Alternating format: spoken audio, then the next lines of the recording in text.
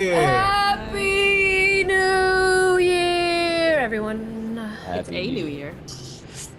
It's the year of the Brambles. I don't know.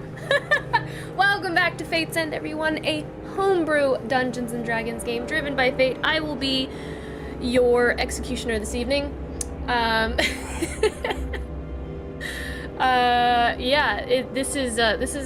This is our finale, guys. I probably should have put that in the title, but this is the finale for the Feywild arc. So we hope you're ready for some craziness. Let's get into announcements because we got a lot. We got a lot to play through tonight. First of all, we want to shout out Tabletop Audio at tabletopaudio.com for the ambiance and the music we use from time to time. All of this audio is amazing and completely free, and you can use it in your own games, but please consider supporting Tim on Patreon so he can continue to make amazing sound sets. We currently support him, and we encourage you to do so as well, and we'll put a link to that in chat. We also want to shout out Joint Chiropractic. With all the stress of fighting monsters, like the ones we're about to fight in the Feywild, even adventurers need adjustments to keep the magic flowing. Visit one of the Joint Chiropractic's 700 nationwide clinics where they aim to provide affordable and convenient chiropractic care to all communities. Answer the call to adventure and get your first examination, consultation, and adjustment for only $29. And we'll put a link to that in chat as well. We also want to shout out Mithril Armory. They create unique tabletop RPG items for everyone to enjoy on their adventures. You can grab their Tin 20, comes like this, stick it in your wallet. My cast is going to show what it looks like on screen put together. Put it in your wallet for when you have to, roll initiative on the go. They also sell really awesome D&D graphic tees, and you can catch that at mithrilarmory.com. We also want to shout out Sirenscape for the ambient sounds and music and their online player as well, which is giving us a little bit of a hiccup right now, but we're confident. We also want to shout out our own content, which, if you didn't know, Stargazer's Guide to Aurora is live on our website and at inkandlyre.com. You can also grab it at DriveThruRPG. You can grab our bundle, which includes Astral character sheets, NPC star charts, and our Astral Game Master suite that includes Initiative Tracker, Magic Item Maker, and Printable Condition Makers as well. So go check that out. Links in chat. If you'd like to follow us on social medias, you can use Command Socials to follow Ink and Lyre on social media, and you can also use Command Fatecast to follow us all individually, all the cast members of Fate's End, individually as well. With that being said, time has come. Let's draw our cards after we listen to last episode's recap of Fate's End. Alright, Akron, take it away. Alright, War. The stench of blood hangs in the air as we tend to our wounds and march further towards our enemies. Just this morning, Samir brought equipment to prepare our bodies, but it would take more than that to steal everyone's minds after the loss of their friend last night. Had some old things lying around. Thought it'd be a shame for them to gather dust. Thank you very much, Smir. That is very kind. Grief is a strange thing. Everyone experiences it a bit differently. Sometimes they don't feel anything. He's washed his face. He doesn't look sad. He looks kind of emotionless. Sometimes they distract themselves with the tasks of the day. I think Finn is going to turn his attention mostly to the catfish and just start trying to cook it and trying to funnel his attention there. And some try to console others in their grief. She knows she's more comfortable with death than most of the people here. This is supposed to be something that she's good at, and she's just going to spend a moment in contemplation and prayer in a very cold river before dawn, meditating and trying to figure out the best way to be there for the people who are still here. But life goes on. Time cares not for our mourning or regrets. Esprit, I feel like everybody that I know is dying, or everybody that's close to me is dying. And our enemies care not for our best laid plans. So don't die. I won't die. Mhm. And then we can talk. We simply move forward.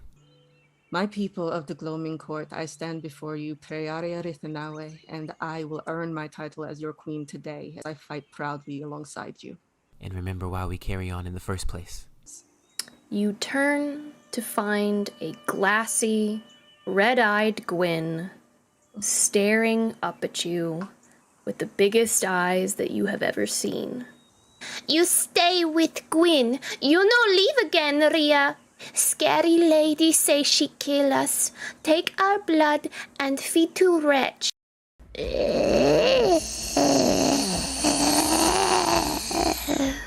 Its familiar hoarse tone nearly stopping your heart. And you watch as the mother of hags floats among a group of powerful, well-armored Fey Knights. That day, our enemy faced the full might of the Silent. That hits. Oh, actually, 20. A 20. Does a 20 hit? That hits. Is it 19? That hits. But one of the Shade Witch's generals wouldn't go down easily. Esperise doesn't have anything that isn't magical, so she can't do anything. Unless you succeed on your save at the end of your turn. Daniel, I did the math. I can't. The Mother of Hags was a fearsome foe. That is a natural 20, Esperise. All right, that's fine. Go ahead and hit me.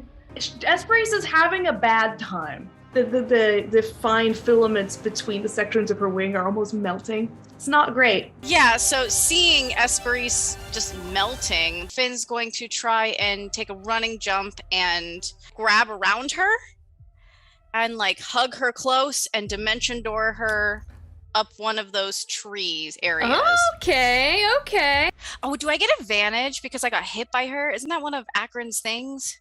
Yeah, Yeah, still have your you totally do. If you got hit, yeah. All right, 17 to hit. That does not hit. Even the smallest pixies lended us their aid. When they could. I'm weak, baby. Can't you wrap people up? I am weak, baby. I'll move right here. Okay. We stood together, more united than ever. The hag is going to see Samson here in the Feywild in his element. He's going to call up some of the roots of Rithanawe to come up and block these claws. I keep looking at her as defiant as anyone has ever been. As in, like this is a place that Samson belongs, that this is Prioria's home, and she is not welcome here. And in the names of every victim who was taken from this plane by her hand. Would you like to know how they died? I was there. I ate out their hearts. And a natural 20. That is 32. For every brother, every son, every sister, every daughter who isn't here. Whenever you attack a creature within 5 feet of me, I get a reaction to attack you back. You can do that Well, at the I end. also have Sentinel. I would also like to slap. I'm gonna use my reaction along with all these Sentinel reactions. I'm gonna do Hellish Rebuke. She will use her last legendary resistance. Hey, that's good though. They're burned. We avenged you. Prearia, how would you like to end that which has made the ancestors of your family suffer? Sneak attack? Sneak attack. You could tell. Sneak attack. She's gonna bring the blade up right behind her head so she can feel it on the back of her neck. She's gonna look her in her eyes and say, I don't care where you've been, who you are, or what you think. Thoughts of a dead man don't concern me. And she's you gonna chop her head off. slice and just she screams as her head just spins around and rolls down onto the ground, and she is no more. Her body, her knees hit the ground and just begin to shake and tremor as it just slams. Even as Avriel arrived with reinforcements, this didn't feel like victory. Not yet.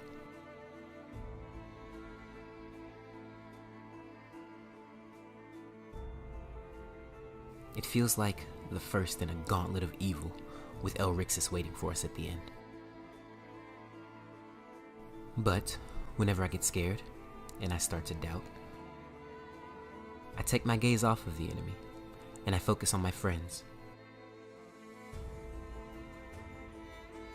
I focus on Evriel. I focus on Losum and everyone in the Orchid. And here recently, I've been focusing on Luden, Esperise, Samson, Queen Prey, and Finelai. I wonder who Elrixis looks to when she's afraid.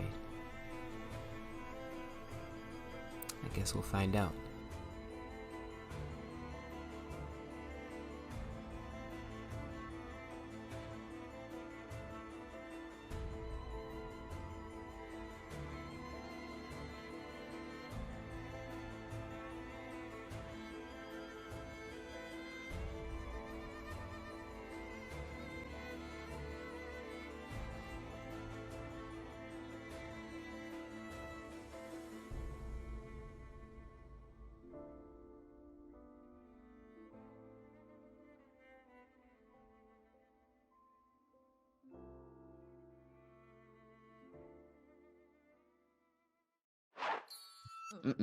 I can do more damage with my bow. All right. Everyone is frantically talking about how much damage they can do, and all right, let's see if this music will play for everyone. Oh my god, yeah, it's playing. That's Sweet. ominous. Holy crap, Lauren. I wish it wasn't. Like, Okay. jeez. Okay. Yep. All right. Mood set. Deanna heard the music and was like, I'm out. Yep. I'm good. Alright, let's do it. Did Deanna leave? Hold on. And my laptop is dying, and even if I'm dying tonight, my laptop will live. I'm here. All right. Folks.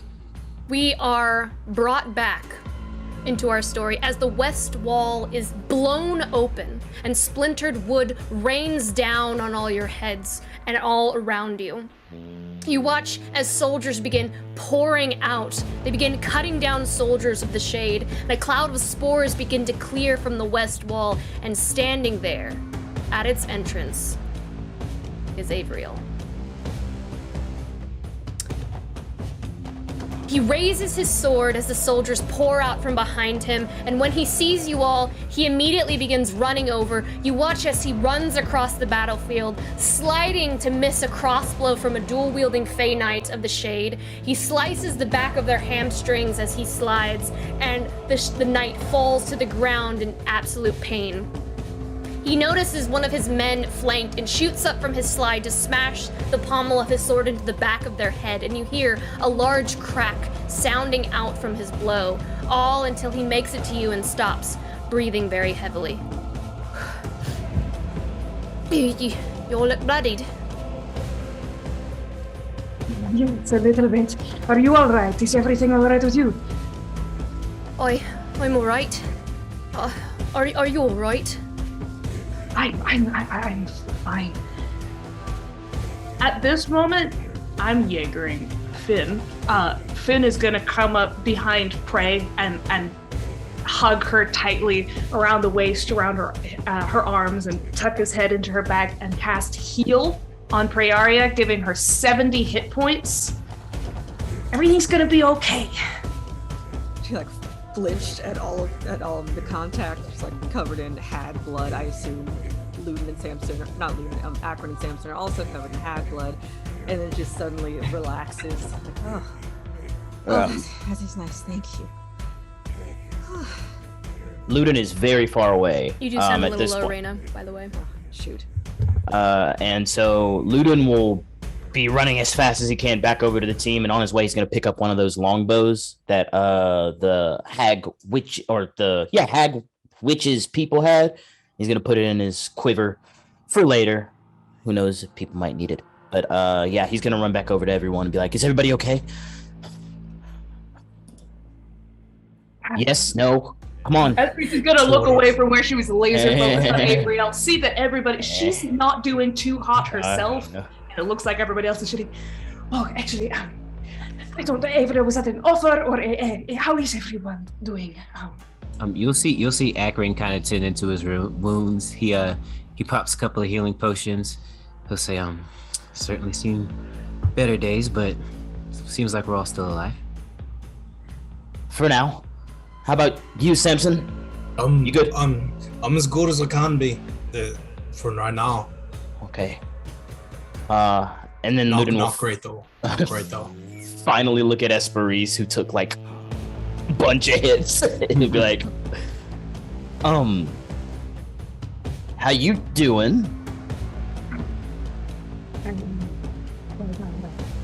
And as she says that, she'll reach out, touch your upper arm, and she is going to cast Mass Cure Wounds and give everyone 24 hit points. You kind of see just like she's got just essentially just blood all over her usually pristine face that just knits itself seamlessly back together as though with gold. You feel yourself freshen up a little too.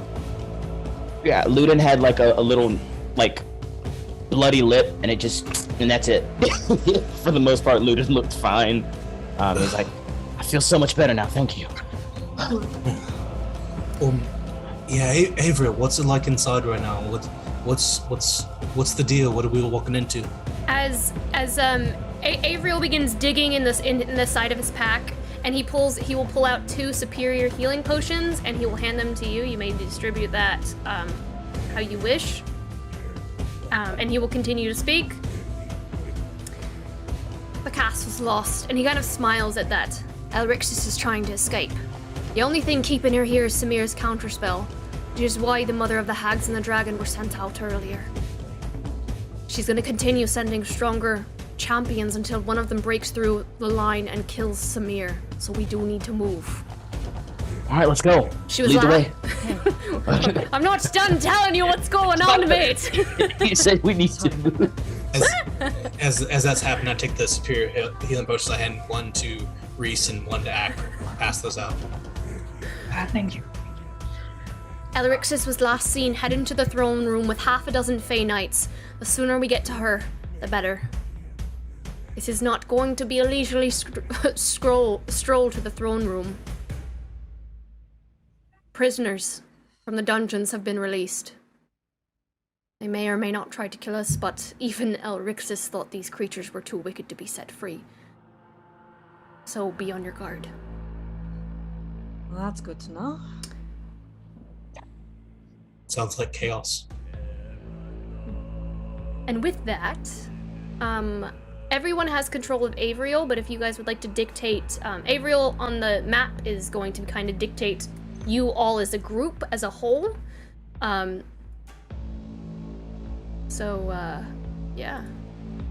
Alright, I think Ludin will take a spot somewhere near the front, and he will just be keeping eyes out for any crazy bolts coming at the party, any potential like sneak attacks from anybody. Basically anybody that's aiming at us, he's just looking to make sure that like, hey, this person's coming from this way, this person's coming from that way, and I am basically putting that alert feat to good use right now, and he's gonna follow behind like Avriel. I know we those are. Oh, yeah. Sorry. Go ahead. No, I was pointing out the clock that I feel really good about. There's a clock? Before. I don't see no clock. I hate clocks. Esperis's boys are up there. Ludin and Avriel are up at the front, so she's going to be right behind them. She's going to stay. She's not going to be on the side or the front, but she's going to be up behind them. So in the middle of the group. I do want to point out it's 2 hours. It wouldn't let me do 2, so for some reason it's only. But it will go back to 59. I don't see no clock. It's on the screen. Don't worry about it. Cool. All right. So Ludin's. I mean, I guess we're running. All right. Yeah. Yes. Akron's up front with Ludin, by the way. All right, you head right in. I'm gonna bring up the rear just to Okay. keep everybody safe. Stepping in through the western gate of Elrixis' fortress, there is just chaos everywhere that you look. Soldiers are slicing and paring at prisoners, many of whom are armed with only claw and fang. Fires are burning where braziers have fallen, and the screams of dying soldiers and the dragon fight just beyond the wall are just heart-wrenchingly shrill in the air. To your left, you see a spiral staircase, which is what you're closest to now. And then running around the trunk of the Great Fey Oak, it kind of like goes up this spiral staircase. On the second loop of that staircase, Elrixis' soldiers are fighting a 20-foot tall hag-like creature, and the hag smashes one of their shields with a fist, and the Fey Knight launches to the ground, smashing with a thud and dying just immediately on impact. Ahead of you, there's a stone fountain with the image of Elrixis carved into the spout. Beyond that, across the courtyard, you can see multiple carved doors that lead inside the great trees. And then to your right, a second exterior staircase winds up to a second level as well. Oh, what do you think she is? And Ludin's asking Havriel. What? He already told you she's in the throne room. Like, so where's the throne? Upstairs, downstairs? Let's see. Well, it would be upstairs. Upstairs? Mm-hmm. So upstairs we go? Upstairs. All right. Here we go. So there's a staircase right there next to you, and there's a staircase in front of you. Take that one. You're gonna take that one? All right, let's go to level 2.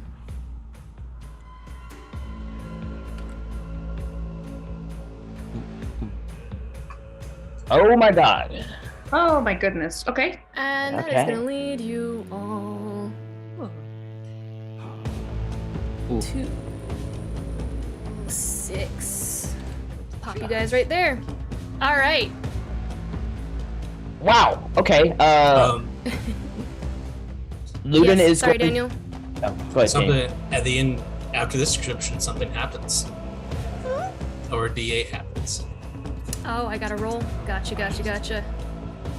Oh, Let random me roll encounters, a baby. D8. You gotta love random encounters. Yeah, man. Get it. Let's hope it hits on the nothing happens encounter. I need. I'm gonna need. Funny enough, Finali to make a Cool. perception check for me, please. Cool. Yeah. Okay. Just a regular old perception check. Gonna be an 8.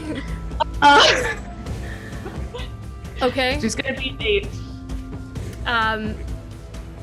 Finali, though not here, just kind of like gets distracted by some of the portraits on the wall and immediately takes a step forward, kind of trips a little bit, and you are all teleported to This is gonna be fun. you're all teleported to this room over here. And Closer to or And farther so you all from? just feel like this kind of snap and crackling as you'll, and you're just kind of like, woo, This teleported is escalating quickly. to another room. Yeah, that's the Feywilds for you. Okay. Supposed to happen? Okay. Ludin's gonna listen for the direction where the most fighting is, or like where like things are loudest, or like in that direction. That's what he's gonna be doing, and see if he can figure out what way we should be running. As you're Can Priority teleported, sense anything about like the crown or anything? Do we have any kind of connection there? mm-mm, Dang. All right. you wouldn't. Y'all want? Okay. Well, what do we see? Yeah, What do we see in this room? as you enter this room, you see carnage has just absolutely painted it. You see dismembered body parts of fallen Fey Knights that are littering the ground, and even a cursory count of limbs.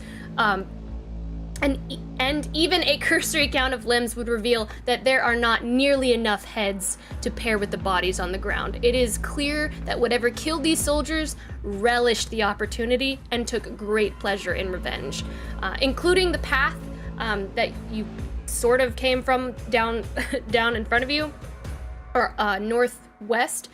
There are 3 exits in this room, obviously, in all directions. The ceiling of this room is out of sight. The walls have ladders that are spaced out a foot apart around the whole of the room, and each leads to a honeycomb-like opening in the tree's trunk where guest rooms could be. Okay, screw this. Ludin's gonna cast Locate Object and focus on the crown. This is ridiculous. Have you ever seen the crown? No, but I know of it. And if it's not, if there are more than one crown around or anything like that, I might sense that, whichever one's closest. But unless there's only one crown near us, I'm focusing on that one. Okay. You, so how many feet is that? 1,000. And what is the cast time? Instantaneous if I use it as a spell, which I am. You are? Okay. You sense an aura coming over here, from that direction. Up or down, or is it just straight that way? You feel it coming from this direction. That's okay. what I'm saying. Ludin's gonna point to that direction and be like, she's over there somewhere.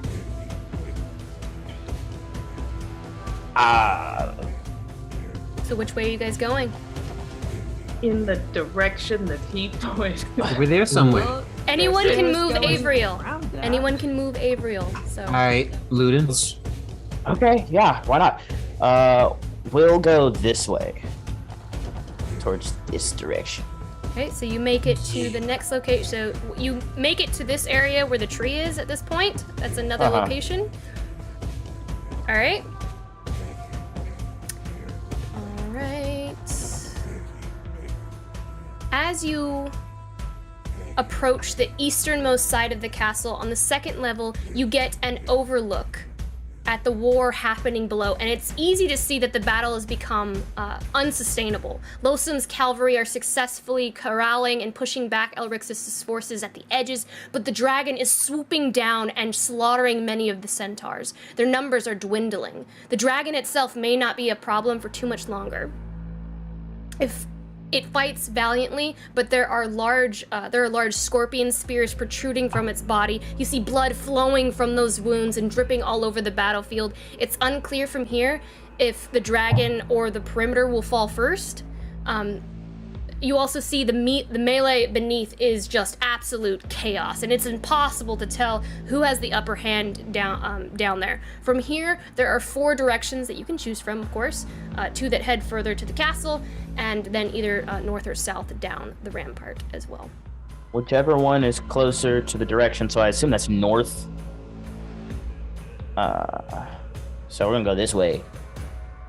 Okay. And start going towards this direction. So I got a random encounter, Daniel? In this room, you do. Yay! All right, let me roll my d8. We didn't in the last one. We're doing this one. An 8. Oh, shnikes. Oh no.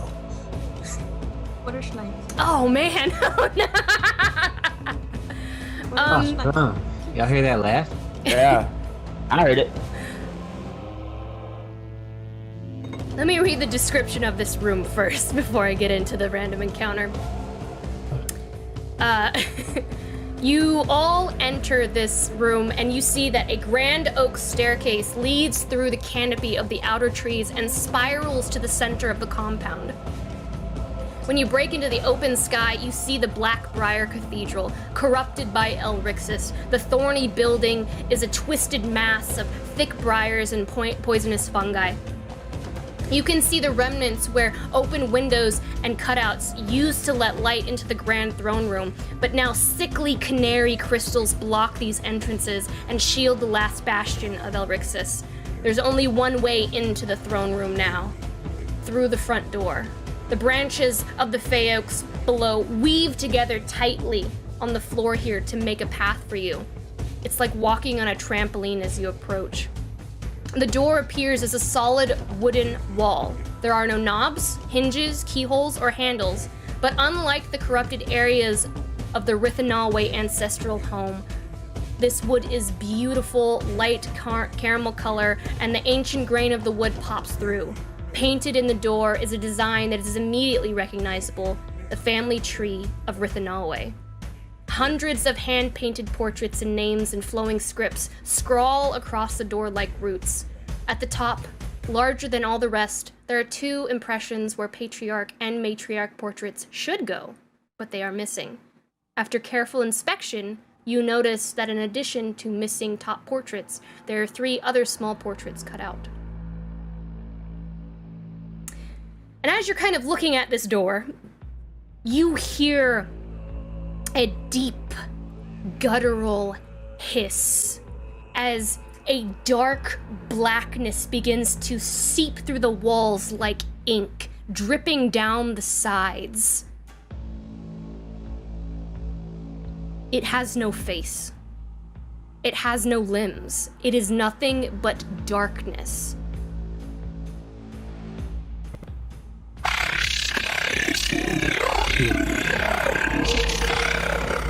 We can't hear you.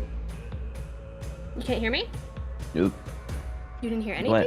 It's like fading in and out. It sounded all very ominous. Oh, We well, should awesome. actually, that is Understand? I mean, you weren't supposed to understand me, so it's fine. Oh, cool. I figured it was probably exactly what Luden heard. He was just like, I'm gonna kill it. I Oh. mean, that's the only thing that It's- needs to happen. It speaks in a language that is so ancient and old, none of you would be able to comprehend it Perfect. without the use of magic. No. I need everyone to roll initiative, please. Okay. There's no active encounter. Should we just roll? Just roll. Also, I don't see my character sheet. I only see Havriel's. How do I? You have to click under party, because he's under puzzles. Party. Nice. Where is party? Right It's above puzzles. Right above puzzles. Where's puzzles? Right below party. Oh, you wanna do this? Wanna do this now, Brandon? Okay, like a little third statue tab. there. Oh, there it is. Third Okay. tab on the top. Ooh, natural He's got a 20. nat 20 for a 22. Natural 20 for Finn. Finn is feeling a little bit embarrassed about looking at those paintings earlier and getting us teleported, but it worked out okay, and he's on his game.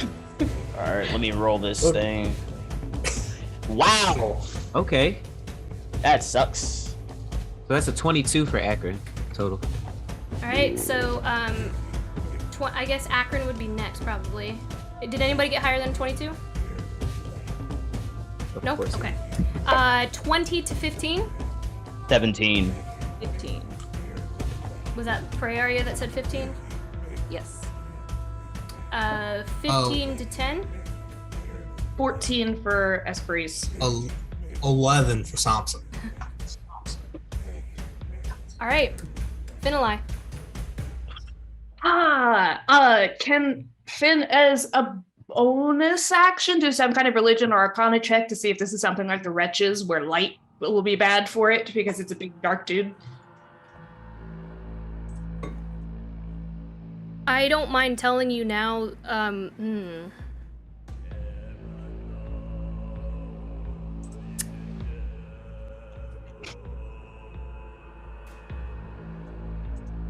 Sure, give me a roll. This is a very difficult roll.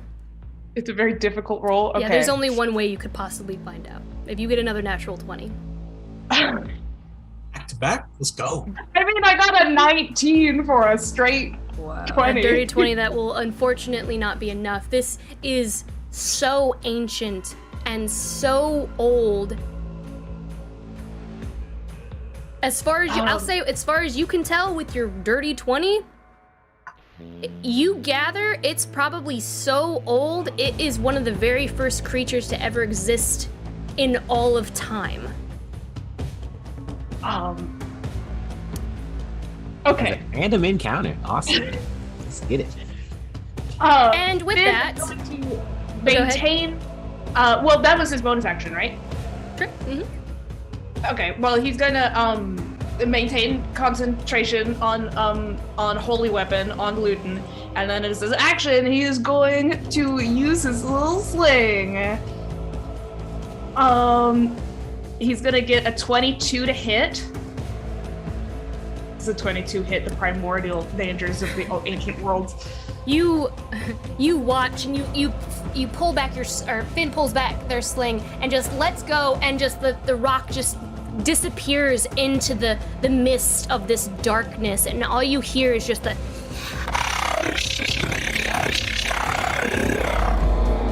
if it helps, it does do multiple kinds of damage, and it is magical. Does it just feel like it cannot be harmed? It doesn't seem like you can't tell. It doesn't seem like it did any damage to it as far as you can see. But you will take Finn, you will take 17 psychic damage. Excuse me? So what the party sees is Finn pull out his sling, shoot the thing, and then go. Kind of Okay, thing. I mean it does. It doesn't matter what kind of damage it does. It just no rolling for damage at all. Well, I think Deanna's asking because if it doesn't do any damage, then Deanna doesn't need to roll the damage dice. But if it's doing damage dice need to be rolled. You don't need to roll the Okay. damage die. Okay. It doesn't seem like it affected it in any way.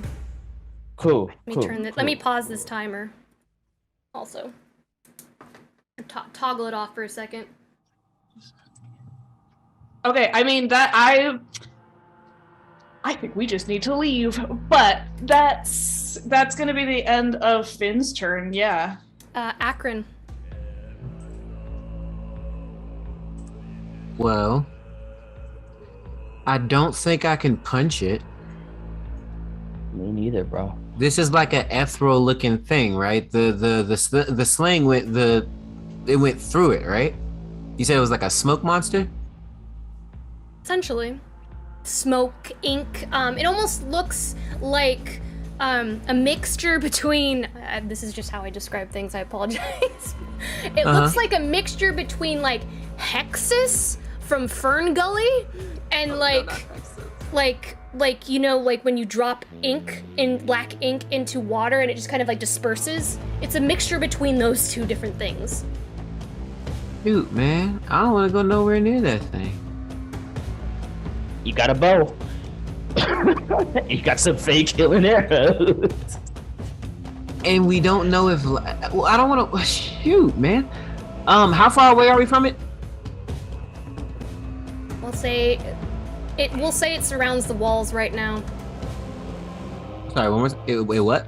We'll say that it surrounds the outer walls right now. But like it doesn't block any escape passages or anything, but like it does. It's kind of like swarming all over and everywhere within the walls. Okay. And how close are we to the door? You're standing right in front of it. Fantastic.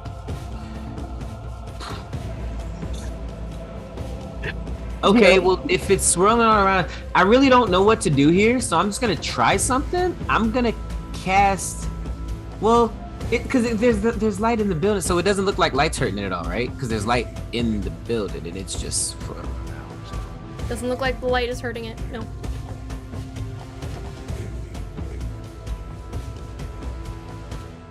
I am lost. I think I'm gonna hold my action. What are you holding it for? Like what is the trigger for your hold? Is what I'm asking. To see what this. I mean, we're gonna have to do stuff to figure it out, Brandon. Yeah, but I don't know what to do. That's not me like saying do your action. I'm just saying like. No, I know, but like, I mean, I can't hit it, and that's pretty much all. I think I can. Okay. You as you stand there, you feel same thing. You take 17 psychic damage, Akron, as you feel the walls begin to ooze and drip forward. You can feel tendrils. Wait, even though I didn't attack it? Yes. Yes. Interesting. You feel these tendrils begin to drip from the walls as if gravity is forcing it towards you, and it begins to drip underneath your skin, sizzling, and the darkness just continues to go up into your veins, and you feel that burning sensation behind your corneas. And you take 17 psychic damage. Luden. Okay, Luden, seeing all that, is gonna close his eyes and He is going to, and you said it's covering all the walls, so the Rithanawe door is right in front of us. Luden's gonna take out his bow, pull out some Fey killing arrows, and fire 2 shots into the door, and try and start breaking it down, and close his eyes. Even if I have to take those shots at disadvantage, that's what Luden's doing. Okay. Alright, so let me go to Luden character sheet, and let me roll these. So that is 1 shot, 2 shots. Ooh, so probably, so that's the first one. So the first one is a 13 to hit. Okay. Second one? And the second one, misses, because it's a natty 1. Nat 1. So Luden, you don't see anything because your eyes are closed. The rest of the party, as you watch Luden close his eyes and shoot the arrow, you watch as this arrow goes pummeling towards this door, and as it hits, it ricochets, and you see this kind of glimmering barrier between the door and almost like some sort of magical aura. Like pollen just kind of disperses, and you see that invisible aura kind of rippling outward. And then you also see on the doorway the portraits, those rock portraits, glow ever so slightly and then fade once more. Cool. Gotta be Prey. Prey, get up on that door. Yeah, Get that magical ass blood up on that door. Otherwise, that is the end Fine, of I need to change my Luden's- shirt at the break. It's messing up my green screen. Luden, that is the end of Luden's turn. The end of Luden's turn. You take 14 psychic damage. You close your eyes, but it's almost as if like somebody took a match, lit it to your eyelids, burned away, and you could see through your own eyes outward.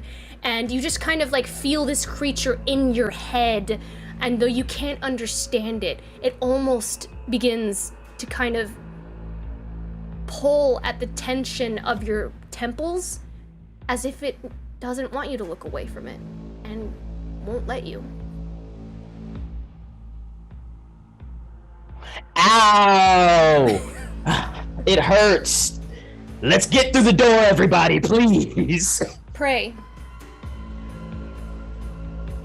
Cool.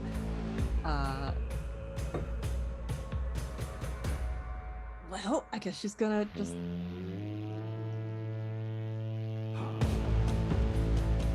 Just gonna go touch the door.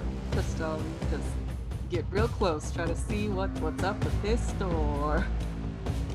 You just touch the door? Is that what you want to do? Oh god. Okay. Do you Is say anything? Do you happening do when anything? she touches the door?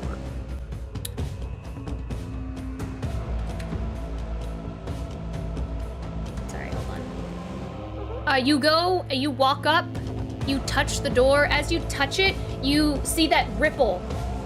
You see a ripple kind of come out, just like, almost like you're touching water, you know? Like, you're touching something, but nothing at the same time. And as you touch it, where your fingertips hit, it ripples outward like pollen, and the barrier keeps in place. And again, you see the portraits glow ever so slightly, and you see the missing portraits along the side as well.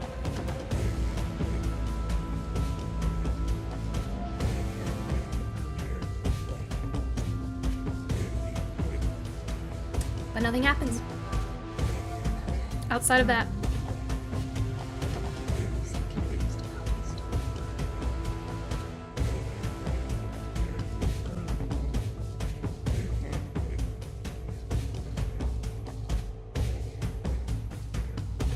Does that end your turn?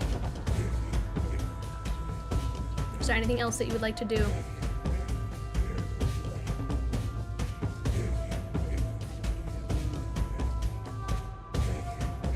Okay, investigate. You would like, you've Yeah, I guess you just touched it. You haven't really done an action yet. I guess you could investigate the door. Yeah, I would like to do that. Is there anything around here that looks like it could help us with this situation? So you want to look around? But just give me an investigation check. Thank you. I don't know. Just give me an investigation check. So much happened. You're telling me. God, I have 70 tabs open. Oh, wow. Interesting. Okay, so that's a 3. Do we have any lucks in chat? Does anybody want This is an iron ballot. Could it not be? With your 3, you don't notice, but I'll repeat what I said before. You don't notice anything significant outside of what I've already said, but I will repeat some. You notice painted on the door is a family tree of the Rithanawe family. Hundreds of hand-painted portraits and names. At the top, larger than all of the rest, there are 2 impressions where the patriarch and the matriarch portraits should go, but are missing. You also notice that in addition to those missing top portraits, there are 3 other small portraits that are cut out. And the barrier remains strong.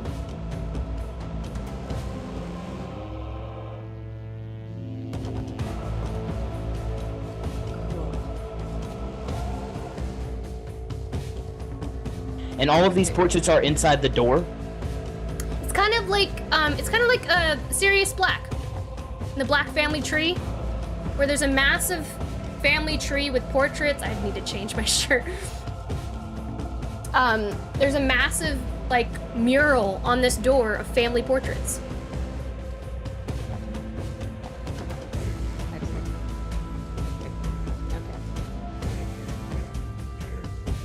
And what else is in this room? You said besides the matriarch and the patriarch, you said there were 3 other ones that were cut out. Mm-hmm. And where on the tree are they? I believe they're near the bottom. Near the bottom. Where's Prayaria on the tree? Would we be on the tree? It's not your turn. With my 3, can I see? What, I held an action, didn't I? Can I investigate? You did hold an action.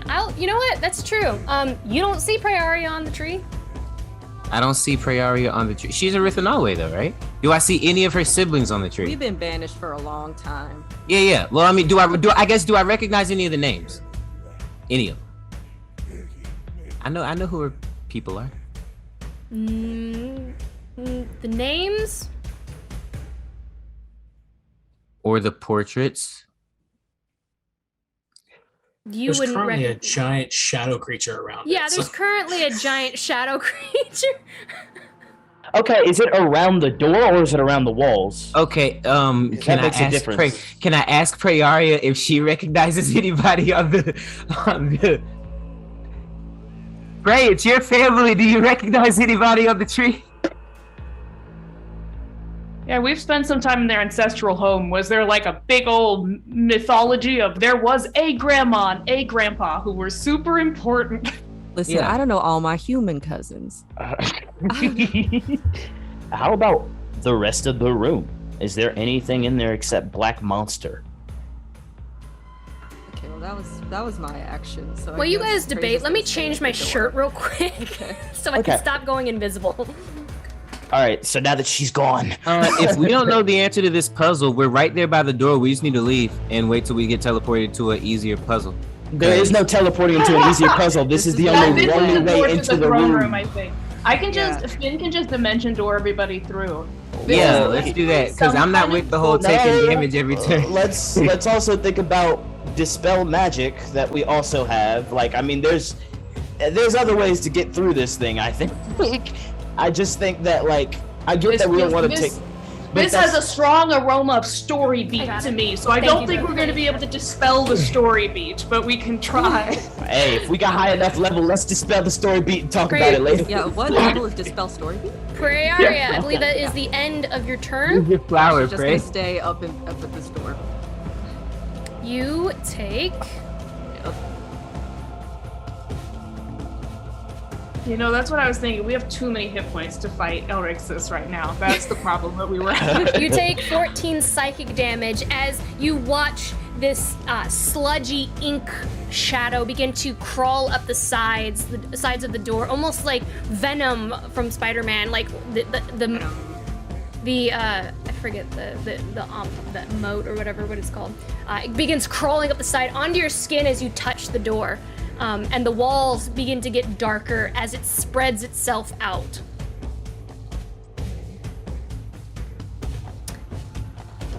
Esperise.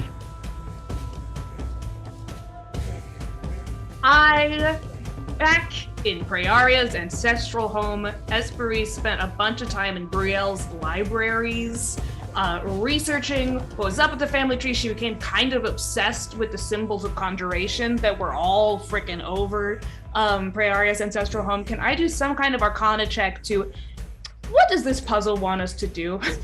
Can I do some kind of arcana check or history check about what it looks like is missing, if there is some specific action that seems like it needs to be taken? Sure, you can do an arcana or history check for me. You would like to use your entire action for that, since there is a creature? I mean, it doesn't look like we can do anything about the creature, so it's mostly getting away from the creature, and it looks like our best bet is to go through here. I'm just gonna roll like I'm normal. It's just gonna be 16. A 16. Just looking at the this tree on the wall, it looks like there are portraits missing, and you need to replace the portraits in order to open the door. Okay, do I have any idea what portraits those could possibly be? Because I don't think any of us have any idea who is missing. That's more what the check was for. Like, who do I feel like is missing? Or is it just we can draw Stickman and it'll work?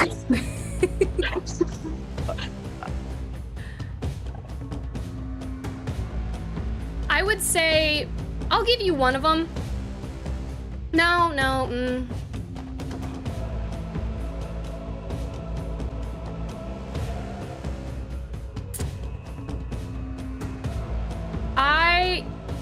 You know that drawing a Stickman isn't going to work. Cool. There's like a cutout in it, right? Like something should be placed there. It looks like right? something should be placed there. Okay, so I'm still a little confused. When we touch the door that the barrier happens, or is it before the door, like before we even get to the door, the barrier happens? So like, can we even get to the door? I mean, it's like a force field. Like when you interact with it, it interacts back, but to show you that it's there. Do we touch the door though, or do we have to get through the force field first? That's what I'm asking. I think the vibe is, I think we gotta go get these faces from elsewhere in the dungeon. I think we have to leave this room, go get the keys to get into this door, which are heads that we'll find around the dungeon. Esperise is just going to be talking out loud about, I think we need to maybe get keys that go into this thing with the face shape that go in the holes. Well, get out of the room before you take damage. Okay. Looted will scream. Yeah. If that's the case. Yeah, Esperise will fully. Yes, she'll start. You're going to take damage regardless, because you did use your action in the room. Okay, cool. I don't have any bonus action spells, so I'm just gonna still. I think that is the thing. I'm just going to go around the corner and just start backing out of the room. All right, that ends your turn, Esperise. You take 16 psychic damage. Goodness gracious. You all back out of the room? Yeah. If everyone's in agreement moving past Esperise, it would be Samson's turn. You're We muted. can't hear you. Sounds like we're trying to. It sounds like we're thinking about leaving now. So, I think Samson would probably hit the Eldritch Blast and see if that works. Throw 3 of those out, but if he's getting the same vibes that everyone else is, I think he would be in agreement that we just need to get away from this thing and, like, I don't know, regroup at least. Regroup, because like we can't. It doesn't seem like we can hurt this thing right now. If that's the case. The thing is, Daniel knows the answer to the puzzle, but he can't say it, so he's very carefully saying whatever you guys want to do. All right. Bad Samson. Insight check on Samson. Did those Eldritch Blasts do anything, or did the same thing happen? Did you Eldritch Blast it, Daniel? Yeah, I did. You just watch as your Eldritch Blast just disappears into the mist. Yeah, I think Samson's like, yo, we should get the fuck out of here. And then like he's gonna begin making his way, and if he can, maybe runs up, grabs Prioria's arm, starts to pull her away too from this massive shadow beast that's eating our psychic minds. And then, as you leave the room, you watch as it becomes totally encompassed in darkness, and then there's a crash as one of the windows tears open and splinters. The Fey Oak cracks down the side, and you watch as this creature just pours out like smoke down the side of the tree oak and into darkness. So it's not there no more. As we run out. Mm-hmm.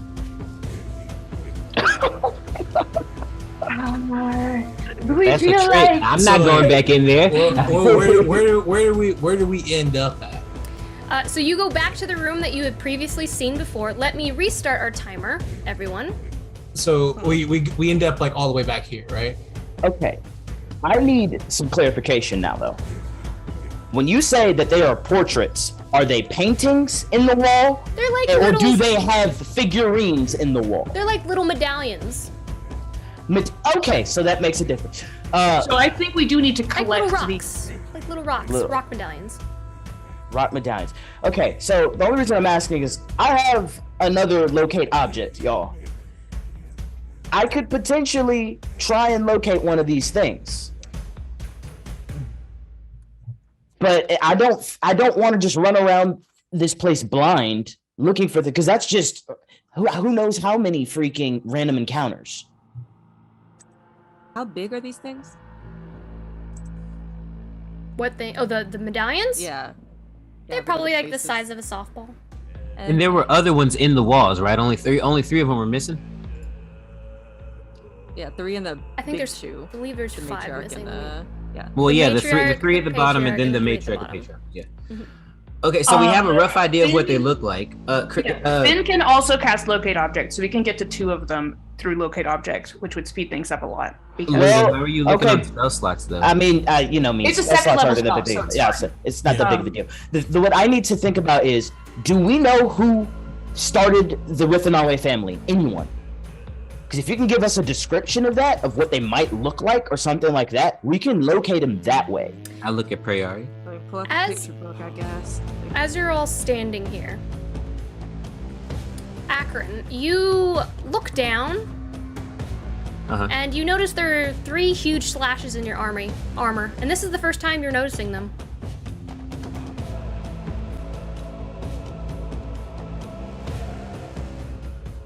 So, anybody know? No, I don't know personally. I was trying to think of it, but I don't know much of anything. Couldn't we search for just the idea of no, because then the locate object would just find the medallions in that room that are already in the wall, I guess. That's why we got to know specifically what they either look like or something like that. Do I have an idea of where they came from? The medallions? The slashes in my armor. No, you have no idea. You just look down and like, oh, that wasn't there before. Do I feel like it has something to do with the psychic damage I took? You have no clue. Okay, strange happening. Do we think that locate object would be limited by the actual portraits and who was on them, or do we think it would be sufficient to say we're looking for a medallion and the locate object would help us? But gain then a it would direction? bring us to the ones that are already in the floor. The issue is, if you don't have any idea of what it is, it's just going to bring you to the closest object that you're looking for. So if it's just a medallion, it's not going to work. So I know that the big important ones though were significantly larger, so we could go big medallion. and also I believe locate object takes you to the closest one. So the second you get close enough to it, it'll switch, right? I think it only focuses on one object, regardless. It's the closest of the specific object that you're looking for, not. Yeah. So it would So just stay to that one, even if you ran away or like stuff like that. I don't think it switches because it's. Actually, let me just read the specifics of the spell. It's be a lot easier. I don't think it's a metal detector kind of vibe. I think we should just explore a little. Describe or name an object that is familiar to you. You sense the direction of the object's location as long as the object is in 1,000 feet of you. If the object is in motion, you know the direction. The spell can locate a specific object known to you as long as you have seen it up close within 30 feet or at least once. Alternatively, the spell can locate the nearest object of a particular kind, which is a certain kind of apparel, jewelry, furniture, tool, or weapon. This spell cannot locate object if any thickness of lead, even a thin sheet, blocks the direct path you have in an object. So it is the nearest. Yes. Yeah. Okay. The nearest of. Okay, yeah. Let's just move around. Obviously, this is. We could try moving around. Before we move around, If we find one, then maybe we can locate object a little bit easier.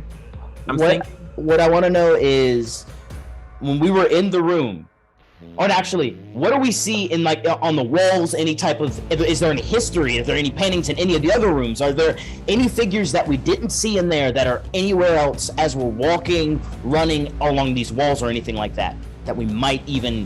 Oh, that's interesting. You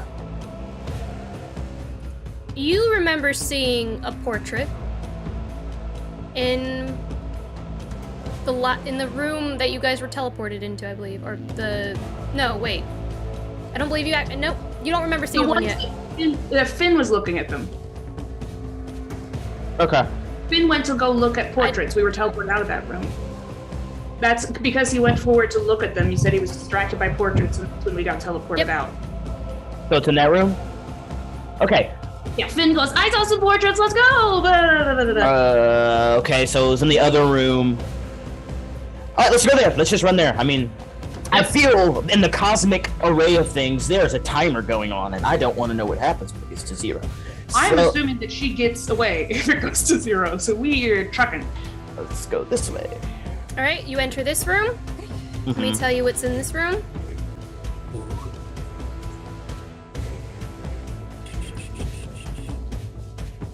All right, this room is completely destroyed, and it's impossible to tell what it used to be now.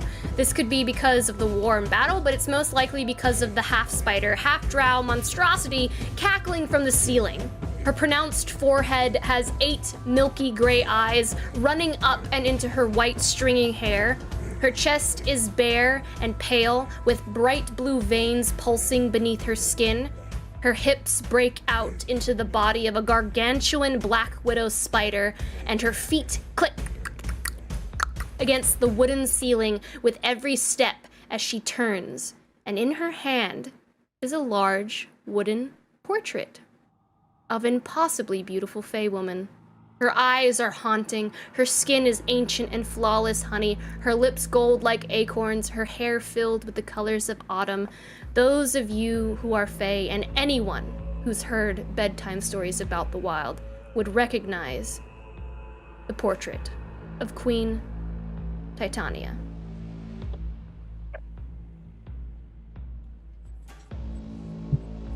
How tall is the ceiling? Yeah, like let's just blow up the freaking wall. How tall is the ceiling? What do we have here? We have a magic missile to the face. Immediately, no conversation with the woman. Surprise round? Surprise round? No conversation? We have to talk to this bitch now. What? We ain't got time for that. We're at war.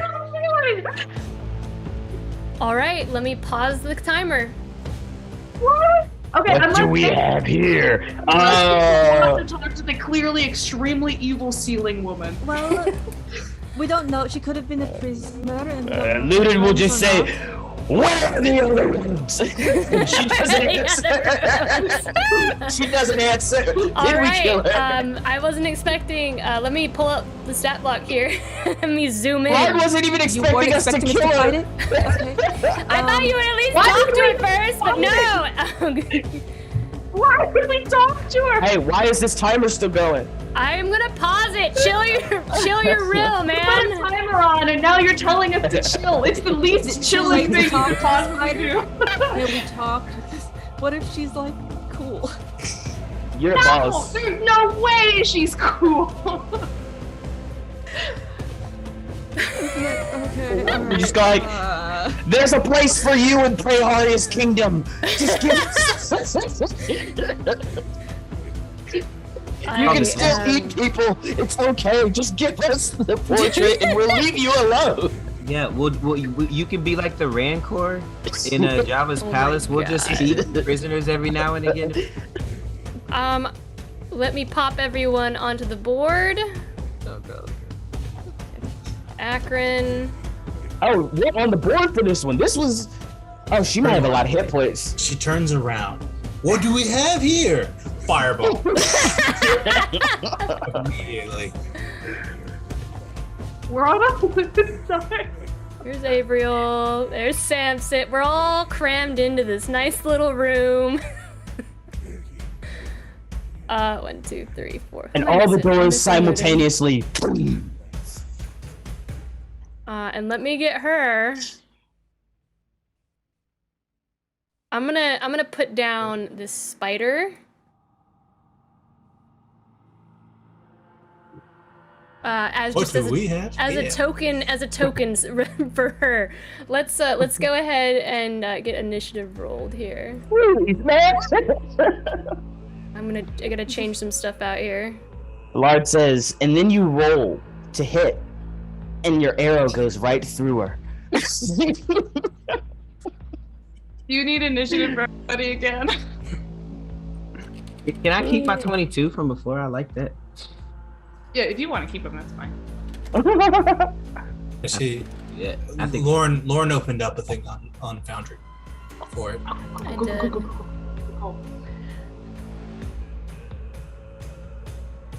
boy. I rolled 5, so talent over here. I did the exact opposite of what I got last time. All right, Prey, we're waiting on your roll. If you act before recent combat, maybe you can talk to her. I go It's first. too late. I don't. Loon by the action surge. I don't have that anymore. Because we didn't level up. Alright. So I assume I go first. Unless she got higher Alright. than a 29. Nope, you go first. Cool. Yeah. What is happening? Let's see this. Samson. Oh my god. Ah! What is Yeah. happening right now? Well, So, you had a husband. shot. Let's see what happens. Oh, it's a nat 20. Okay, and the Nice. other one was a 20 something, like a 27. Alright. That hits. Yeah, I'm a favorite foer, and she's gonna take. Alright, Lauren, be prepared, because this is gonna be a lot. Oh, you're gonna add it up for me. 68. You're still holy weaponed as well. Oh yeah. Her. So plus 5 on the first one, it's 34. 30. So the first attack is oh wait, no, it's another 2d4. First attack is 43. Okay. And the second attack is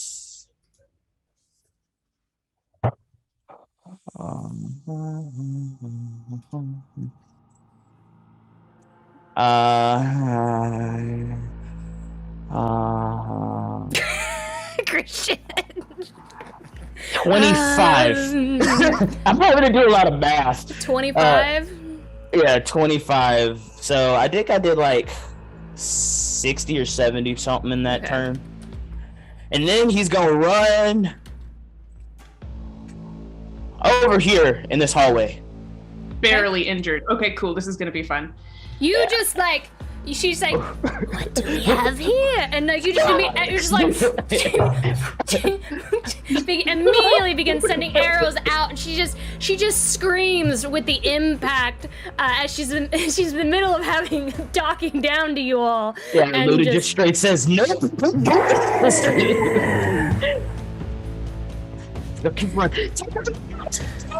All right, Akron. Okay. All right. How? She's on the ceiling? Mm-hmm. How tall is the ceiling? Like 20 or 30 feet. She's like up on the wall. Okay. Can I get to her with my movement? Is what I want to know. Can I get to? I need to get to within punching range. Do you have spider climb? No. Then probably not. Okay. Well, then I want to try something Should crazy. you do something ranged? No, punch things. No, Luden. It's not time for that yet. So Akron is going to. You said she's 30 feet. Like, roughly. All right. I'm gonna use my bonus action to cast Misty Step. I want to Misty Step over to her. I want to see. Yeah, I'm gonna Misty Step over to her, and then I'm a Decker. Cool. Like Very Misty, cool. Misty step up to her? Yeah, and then. That sounds pretty badass. Yes, you may. Yeah. Let it just jump into the air. All right. Let's do this. Punch her so hard that she drops the figurine, and then we just run away. That's what I'm hoping for. Let's get it. Okay, that's the 24 for the first one. That hits. Fire. Let me go ahead and roll the second one too. Just to see. Oh, and smites on these, obviously.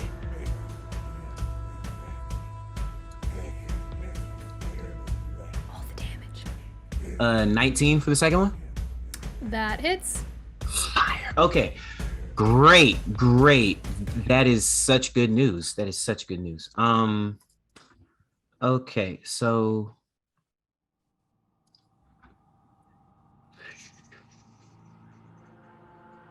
Now you get to do math. yeah. So let's see. 1 is 2.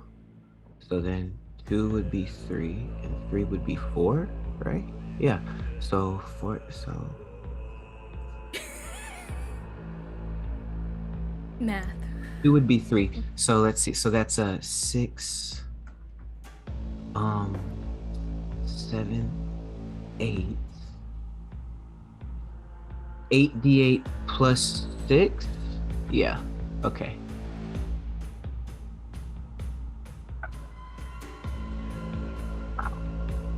So that is 39 points of damage.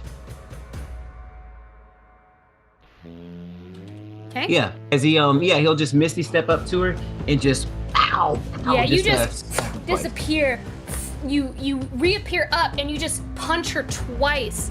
And she just her head just kind of snaps to the side as you punch her in the jaw, and like she just snaps her jaw back into place, and she looks down at you, her eyes just kind of sinking back into her head, and she just growls. Yeah. Cool. Ends your turn, which means you're down here somewhere. Yeah. All right. Can I try to snatch the thing from her while I'm up there? No. You've used your actions. Worth the shot. I'm done then. No, Max, you may not do that. I love you, Max, if you're watching. Oh, man. All right. It is now Avriel's turn. Avriel's going to run. I don't think he might not have anything. He does have a longbow. He has a longbow. He is going to take. He's going to take 2 longbow attacks. He's going to pull out his bow. He's going to aim, and he's going to send 2 shots up. My beautiful boy. That hits. Look at him. Look at him go. That hits as well.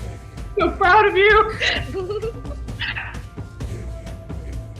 He is going to do 38 damage, piercing damage, and he just he sends 2 arrows up, one in her shoulder, the other one like cuts through her jugular and begins bleeding out this kind of black blood, and that will end Avriel's turn, which leads us to Sister Esperise. She's taking like 140 damage right now. Fucking bang. Jeez. Esperise is going to, she's gonna dip down that hallway too, but she is going to good old cantrip firebolt this spider lady. Nat 20, that's gonna be 30. Which means that I believe at this level it's going to be 6d10. Hell yeah. Nice. So she's going to take. How did I do 21 with 6d10? That can't be possible. Wow. Oh my god! Oh, that's not very good. Oh. 6d10 is supposed to be so good. Hey, look, she's bloodied now. That's We'll take it. 21. Yeah, somehow. Is it not it's 21 plus 6d10. anything, or is it just 21? No, it's a I didn't cantrip, so it's just the 21, and then I'm just gonna go. Okay, and I'm gonna go down the hallway with Luden. I'm good not being in this room and just stuck down there. Yep, that's it. That's gonna be the end of my turn. Awesome. All right. Prayaria.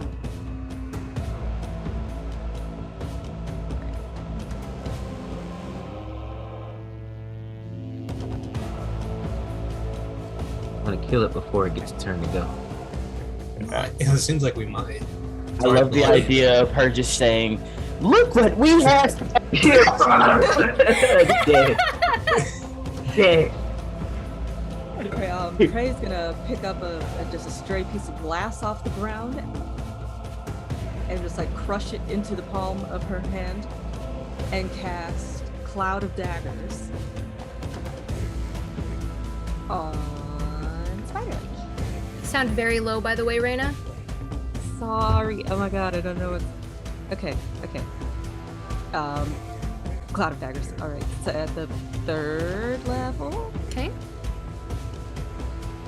Is that from your flower? No. Oh, okay. Dungeon Dudes. It's the first time using this spell, and I am struggling.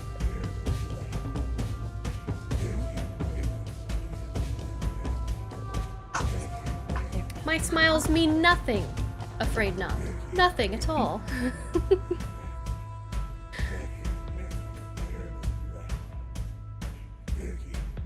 12. 12 damage, yes. 12 slashing damage. It stays there, doesn't it? Nope, does not say that.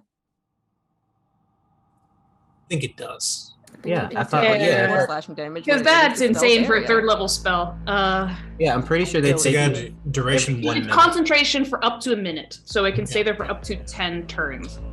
Also, I believe it's a. No. It's an additional There's- 2d4 because you cost it at 3rd level. No. Yes, that was the 6. And there is no save. You just take it. Nice. Amazing. 8.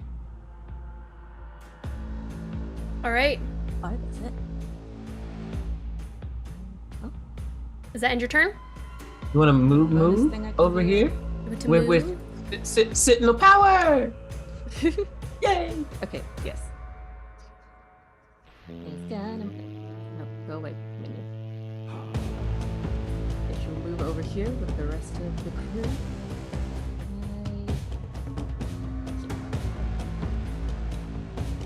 All right.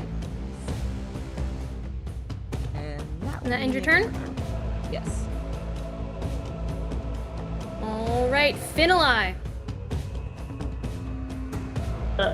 Finali is also going to keep it simple. He's going to get out his vicious sling again, and he's going to whack at that thing. Just gonna roll a nat 1, and he's gonna say, never mind, and he's gonna run on down the hallway. Just gonna roll a nat 1. And unfortunately, All the way a down. nat 1 will not hit it. I'm not gonna hit her. All right, and it is finally her turn. She is just going to reel back. Nasty mortals hurt. Nasty mortals. And she's gonna take all of her attacks against you, Akron. Akron, look out. Yeah. Got you from back here, bro. What else is new? No, I just lost my voice there for a second. I thought Prey was gonna back me up with Sentinel, but No, Prey got out of dodge, yo. we got it. We got Wait, where is? Oh no, sorry, you were over there. I didn't know. Sorry, that was. Oh, don't listen. She knows very much well. No, I did not. Oh, does a 28 hit? And does a... Does a 26 28 hit? hit?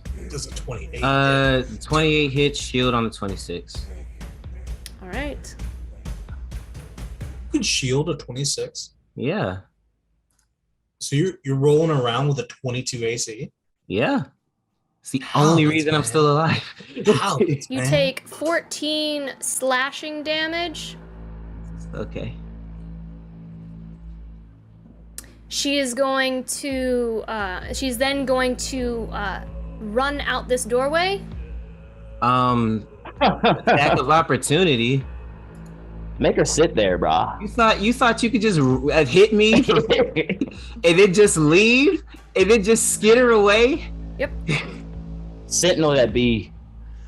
Yeah, and when I hit her, she loses her movement. So. Yeah. Do you have to hit? Yes. Okay. He has to hit. Hey. There we go. 22. A 22 does hit. Get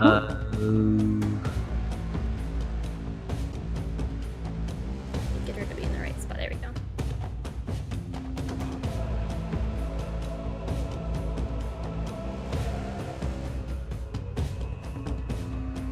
She takes 11 and she's stuck with me. She takes 11 and she is not able to move. Unfortunately. Yep. You That just one. like grab her by the leg. Yeah, what? Yeah, she tried. Yeah, I just grab her back. Get over here! Just start pulling her back. Yeah. Like it's like she's Oh, a Akron's helicopter. Like she's a helicopter. And You Steve grab her, you Rogers just pull her back, and she, like, you grab her by the hair, and she's like, and that will end her turn. Samson. Yeah. So everyone's doing all this kind of stuff. I want to run over to her, and I would like to take the portrait from her if I can. Like she's still got her hand, right? Sure. Mm-hmm. She's still holding it. I want to take it from her so that if she does get the chance to run away again, she doesn't take that with her. So, Sure. Let's make that opposing strength checks, I guess. I'm awesome at strength checks. That is an 11 for me. You successily That rip it is from a her hand. 15. I've never won an athletics check on the show. And so I grab the portrait, and I kind of just, Samson's not a super strong boy, so he's gonna grab it like on the top and the bottom, and kind of just like force himself between her and the portrait and just kind of rip it out of her hands, and then barrel roll away and hold on to it, and then I'll just stand there where I don't want to leave her range, but I just want to hold it carefully so that we have it and she doesn't. And then my turn. All right.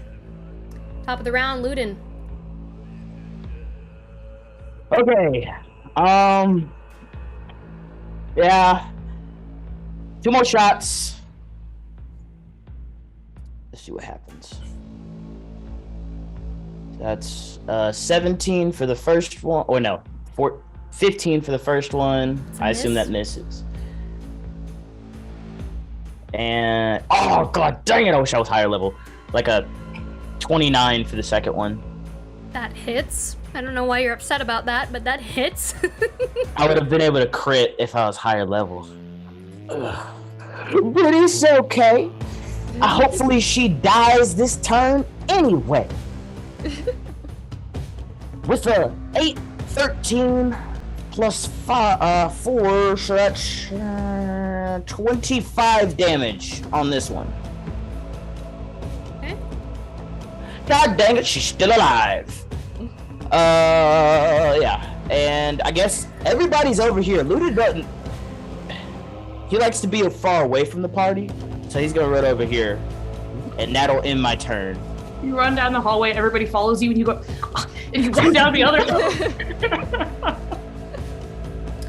Oh yeah. Alright, Akron, it is your turn again. Alright, yeah. You won't kill her? Yeah, let's squish a spider.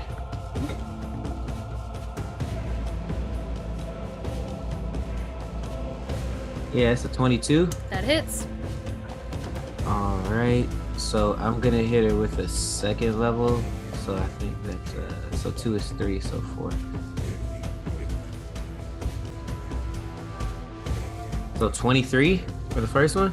23 damage? Yeah. You may end her life as you see fit. Okay, great. Good. Yeah, alright, so I already had her by the legs as I was pulling her back. I'm assuming she's scrambling, like they do. Then Samson comes in and takes a thing. She's taking arrows to the chest and she's just freaking out. And yeah, Akron's just gonna take his hand and just punch straight down into the abdomen and just like crush her little exoskeleton, get all smushy and gross in there, and just like grab whatever he can and just like pull it out and have like the blood splatter just all over the ceiling. Yeah, and just like splatter it off of his armor and just kind of wipe it off. She rises. Go ahead, sorry. Met him, he was a pacifist. Again, like she literally said, "Look what we have! I gotta get out of here! Get back here!" No, Esperise, you'll notice Akron looks very distraught during all of this. Like not angry or upset, just like done. Just like, damn it, I just want to go home. I was back to work. I am a pacifist, but fucking spider lady. She pacifism does not extend to spiders. Yes, there's a level. They're like Brandon. He hates spiders. I was gonna say Akron's a pacifist. Brandon hates spiders. She writhes as you punch through her carapace and just screams.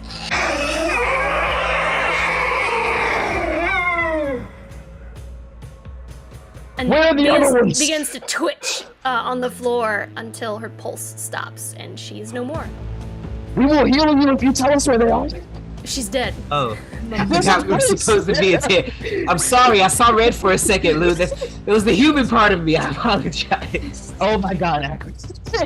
Okay, so that's 1. We gotta get 4 more. Let's right. go. Keep running. Let's. I'm gonna go ahead and take us out of combat. As we leave, I pop that superior healing. How much does that give me? What's that? 8 plus 8, 4 plus 4. 8d4 plus 8. And we are back with Avriel as our pawn here as we move. Frey just gets the little portrait and puts it in Finn's back. No, put it in here, and Ludin will open up the bag of holding. Okay. Its bag is it's not nearly as secure with all this stuff in it. So I wanna look at it before we do all that. So it's titanium, right? It is titanium. Okay. Is there anything about? So everybody's like, put it in this bag, and Samson's just like, okay, I'm gonna look at that. No, yeah, I'm holding it. I have the pitch pipe right now. So, is there anything about this portrait that we may be like? Is it magical? Is there anything about it that we might be able to use for future reference to locate other portraits, things like that? Like, what is there something I can do? You could probably use it with locate object now that you have it. Okay, so To kind So of I get a take- sense where the others are. I give it to Finn's got it and Lou didn't have it. So I'll go up to both of them. I'm like, hey, come here. To both of you, come here. And I give it to both of them so they can touch and feel and do whatever it is to make it get us a sense of we need to find these other 5 or the other 4 after we have this one, so that can work to achieve this goal. Okay. So we're looking for something that's like this, but not like this. Got it. Yeah, hold off on using it though. There's only so many rooms. Let's check all the rooms beforehand. Let me considering... restart our clock. Oh crap! Into this room. We're going back to the portrait room? Okay, this is the teleporting room though. Can we Yeah, just like stand in the doorway and look into it without going into the teleporting space and go, hello? Yes. That's what Anybody? I will do. Can I use my magical eyes on this room? I'm gonna use my normal eyes on this room as Hold well. on.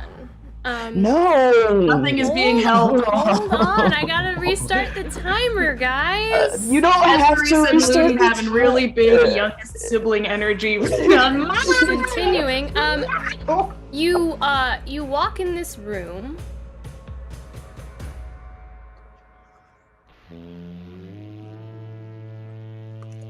And Praeria. Yep. You suddenly notice you're carrying your mother's dagger. You had sheathed it, but it's in your hand for some reason now. She's like going over the events of the spider battle, like trying to remember when she took it out. Just Do I notice this?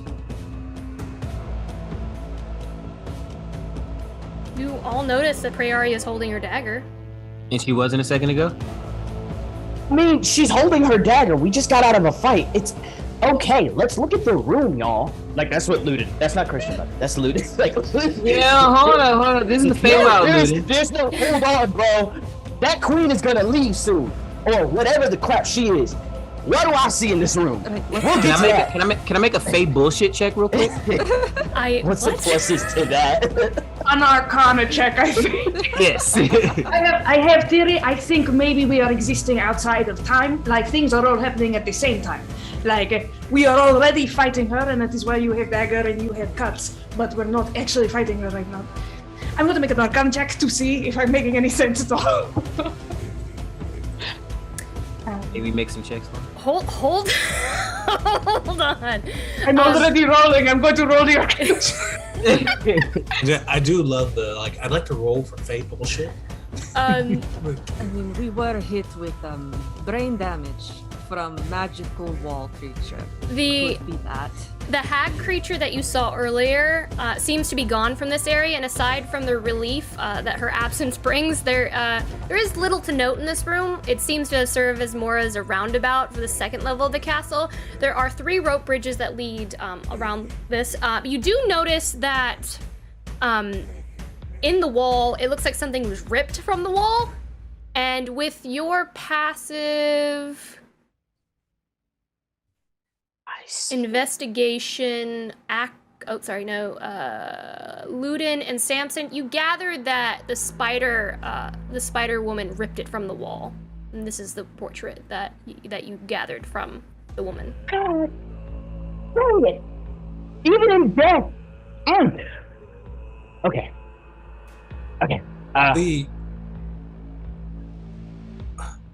Can I do an Arcana check on the Fey bullshit to go, is it most likely Praeria's theory that the magical dark psychic damage is what's causing us to have these weird effects later, or do I think it's coming from a different source?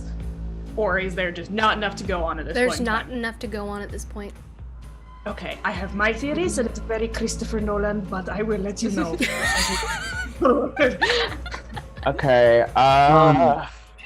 So I wanna step out of the room and look, stand on the bridge for a second.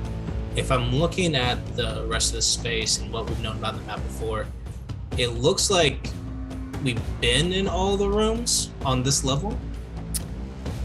I believe so. Yes.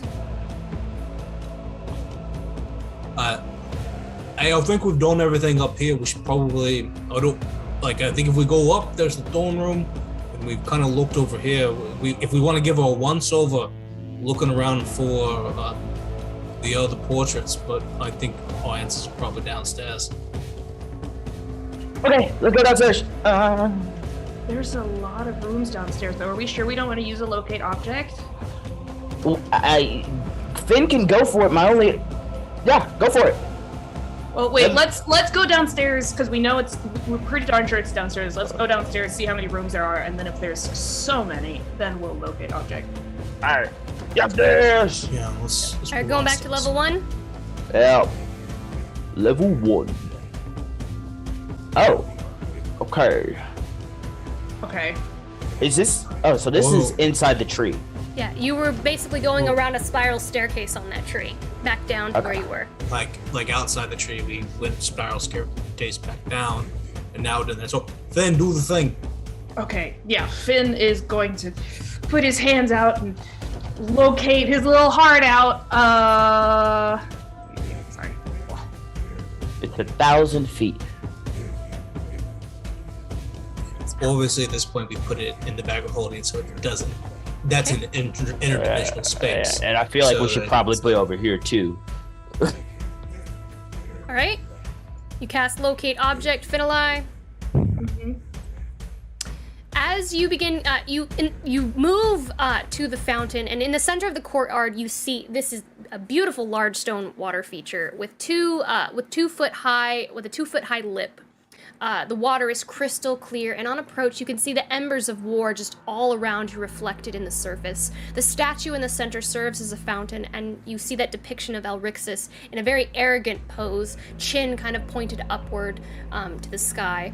But one of her arms is kind of broken off at the bicep, and you can see the discarded arm among the array of painted rocks on the floor of the fountain. And as you cast this spell, you get a faint aura coming from the water in the fountain. I think Finn's gonna go to get in the fountain, but Esperise is gonna use her magic eyes first to check for, I don't know, piranhas or whatever before we just get in there. You put piranhas in one fountain once, and you think there's piranhas in all of them. What do you see, Finn? What do you see, Esperise? Well, Finn just starts going for the fountain immediately. I think it's in there. And Esperise is like, let me just check very quickly. Okay. Can I make some kind of perception check, or is it just immediately obvious that it's just a fountain? As you, just looking very simply into it, it's crystal clear. So you can see down to the bottom. It is very deep, though. And you will have to swim to the bottom to find these portraits. Okay. Esperise is a very good swimmer, so she's down to do that if other folks want to keep watch. How about let's see about that con, so we can see who hold their breath their longest. Because I feel like we're gonna be fighting as soon as we get in this water. Personally, my con is 18. All right, cool. So you can hold your breath. I can hold my breath. How deep is it? Is it like 30 feet deep, or is it like a regular pool, like 8 feet? It's probably like 8-10 feet, but you still have to kind of hold your breath and like look around in there. Okay. Acrid, how about me and you go down and maybe pray as well? I don't know about pray, but I would like to have some people up top to shoot down maybe spells or something like that, just in case. I'm not really good at helping people in water, and we don't know what's about to be down there, right? I think it's clear water. We can see the stones in there. Okay. Right. Well, all right. I think it makes the most sense to send Finn down, because Finn will be able to find it exactly quickly because he has locate object up. So all right, probably we'll go for it. Okay. Finn's gonna cannonball into the fountain and swim on down to wherever the locate object shows up. Luden has 2 of his short swords out. All right. Can I go with him? Should we reconnected? Should be back now. We should be back now. Well, I'll wait for everyone. Give me some. Hey, what? Give me. We got a hiccup. Give me some emotes in chat when you guys hear us again. I can see this again now. I can see Yeah, it. looks like All right. Yay. Sweet, Hi, sweet. Sorry everybody. about that. We had a hiccup. All right. So Akron, Finneline, you dive down into the water, and it is very cold and stark as it kind of chills you to the bone. And you begin swimming down to the bottom, and you see piles of rocks. Go ahead, and both of you give me an investigation check, please. Finn still has locate object up. Can that give advantage or Yes. something? Okay. I'll give that advantage on that. Okay. Ooh, you're 19. You don't get advantage. Finn gets advantage. Finn got an I 8. rolled a 15 and a 16. I'll take the 15. Okay. Finneline. So 18 total. We'll start with Finn. We both got 18s. All right, Finneline. You go down and you sense that that aura as you're kind of digging through, and you begin moving over, and you jut your hand down into the stone up to probably your forearm. You grab something, you pull it back, and it is a portrait. It does look the color is very different from the rest of the stones. Your eyes are kind of blurry from looking underwater, so you can't see very well. But you do notice it is indeed one of the portraits. Daniel, do we get a random encounter, Daniel?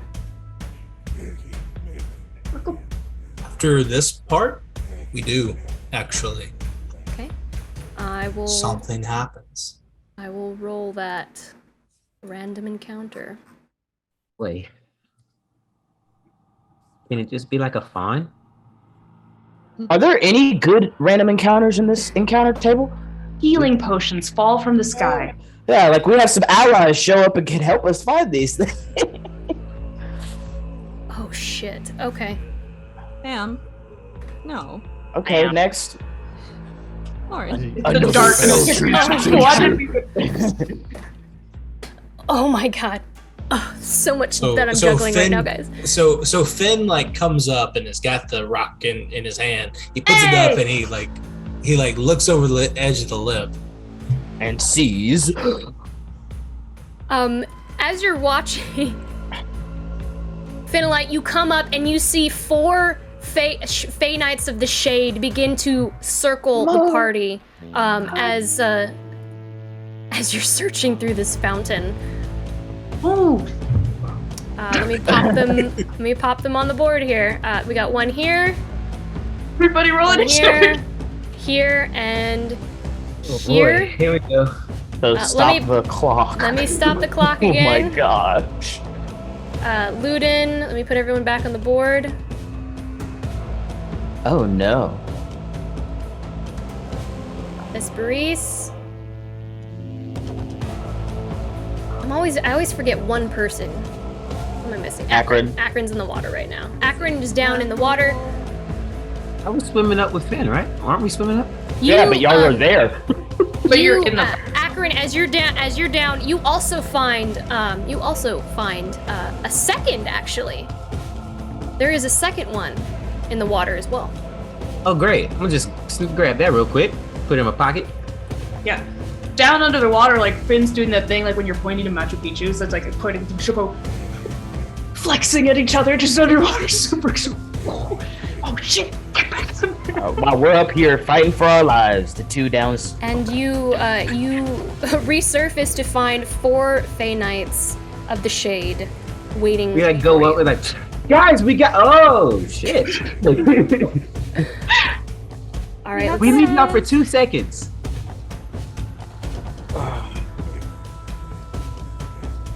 Let's roll initiative. We just got down there. How could this happen? Oh, good. I rolled really bad. Wow. Wow. Oh, wow. Okay. First roll, Avriel's up first. He's going to run over. Oh, geez, I'm about to move everyone at the same time. I don't mean to do that. Avriel is going to immediately run towards this Fey Knight over here. He's going to take out both of his side swords and dual wield. He's going to make 2 attacks against this Fey Knight.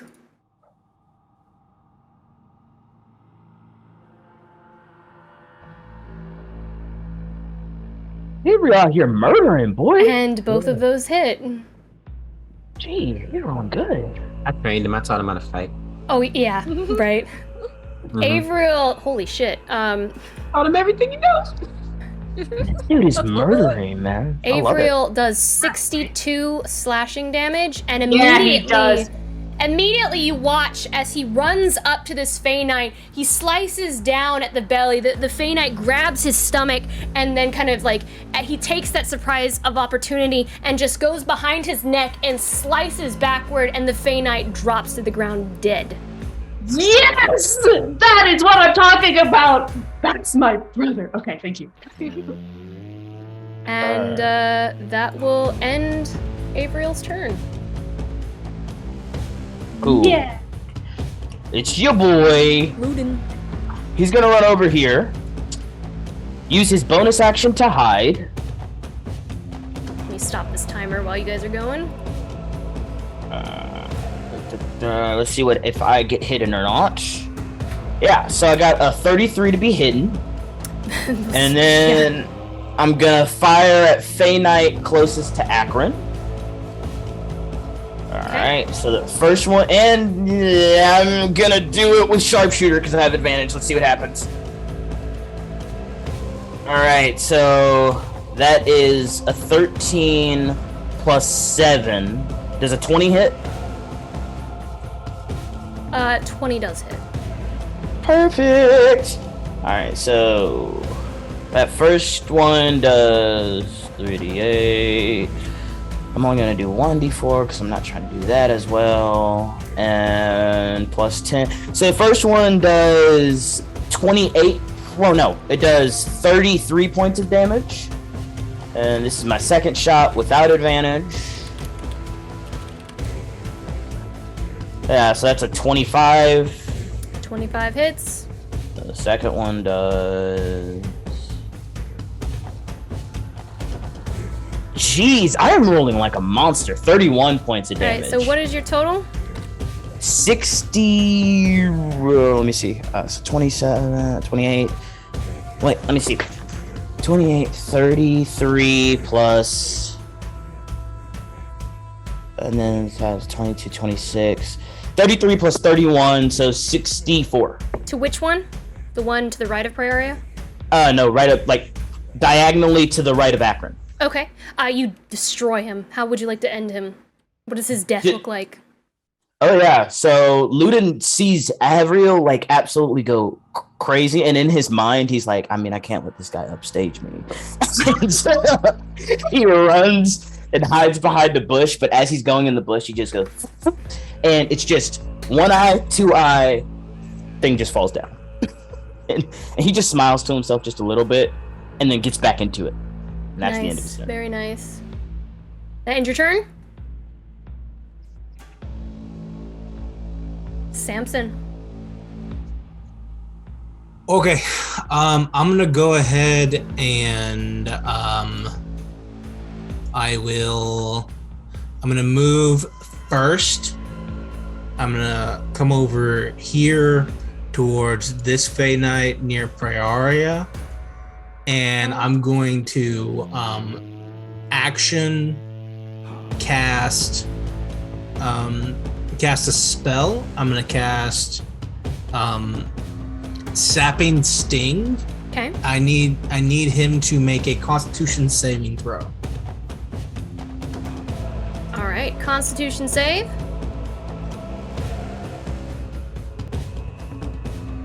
It is a 12.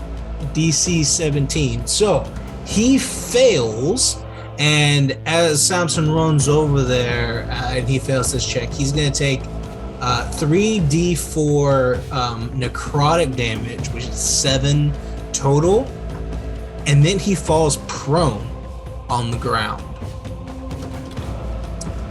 And then I'm going to run over here so that I'm within 5 feet of him, and I'm gonna end my turn All right. because this guy is prone right beside me. I might even kick him in the face one time. So bam. All right, Akron, you come up bursting forth like a beautiful mermaid, and you're like, hey guys, I found. Oh, and then you immediately see that these you see Fey Knights, your friends, fighting them to protect you all as you are gathering these stones. I'd like to think that Akron comes up, sees the arrows coming towards him, and it goes right back down. Yes. Hey, Okay. Yeah. So let's see. This dude's just kind of chilling over here on the ground next to Samson. Mm-hmm. Yeah. I'm gonna go punch him in the face. Get out of the water. Yeah. Get out of the water. Come over here next to my boy. Crack my knuckles. Yeah. And lay him out. And that's advantage because he's prone, right? Mm-hmm. Awesome.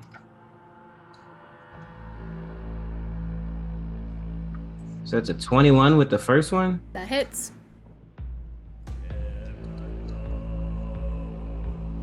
And 14 with the second one. The 14 does not hit. Okay, that's fine.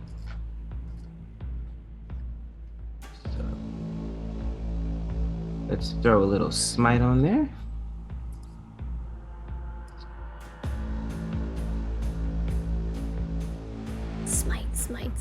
Smite.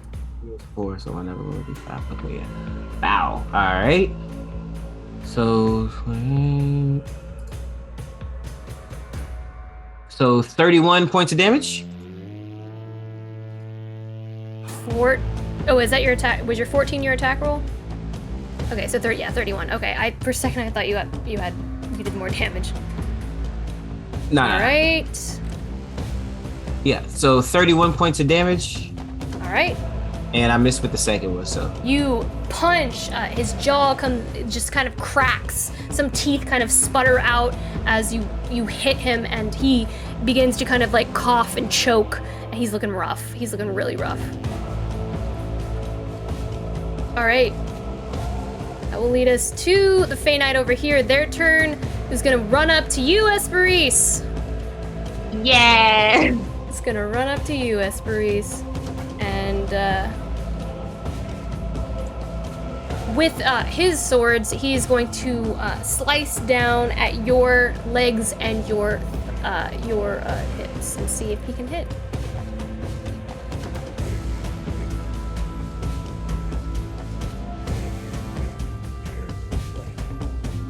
That's a 13 and a 23. Shield, neither hit. Neither hit?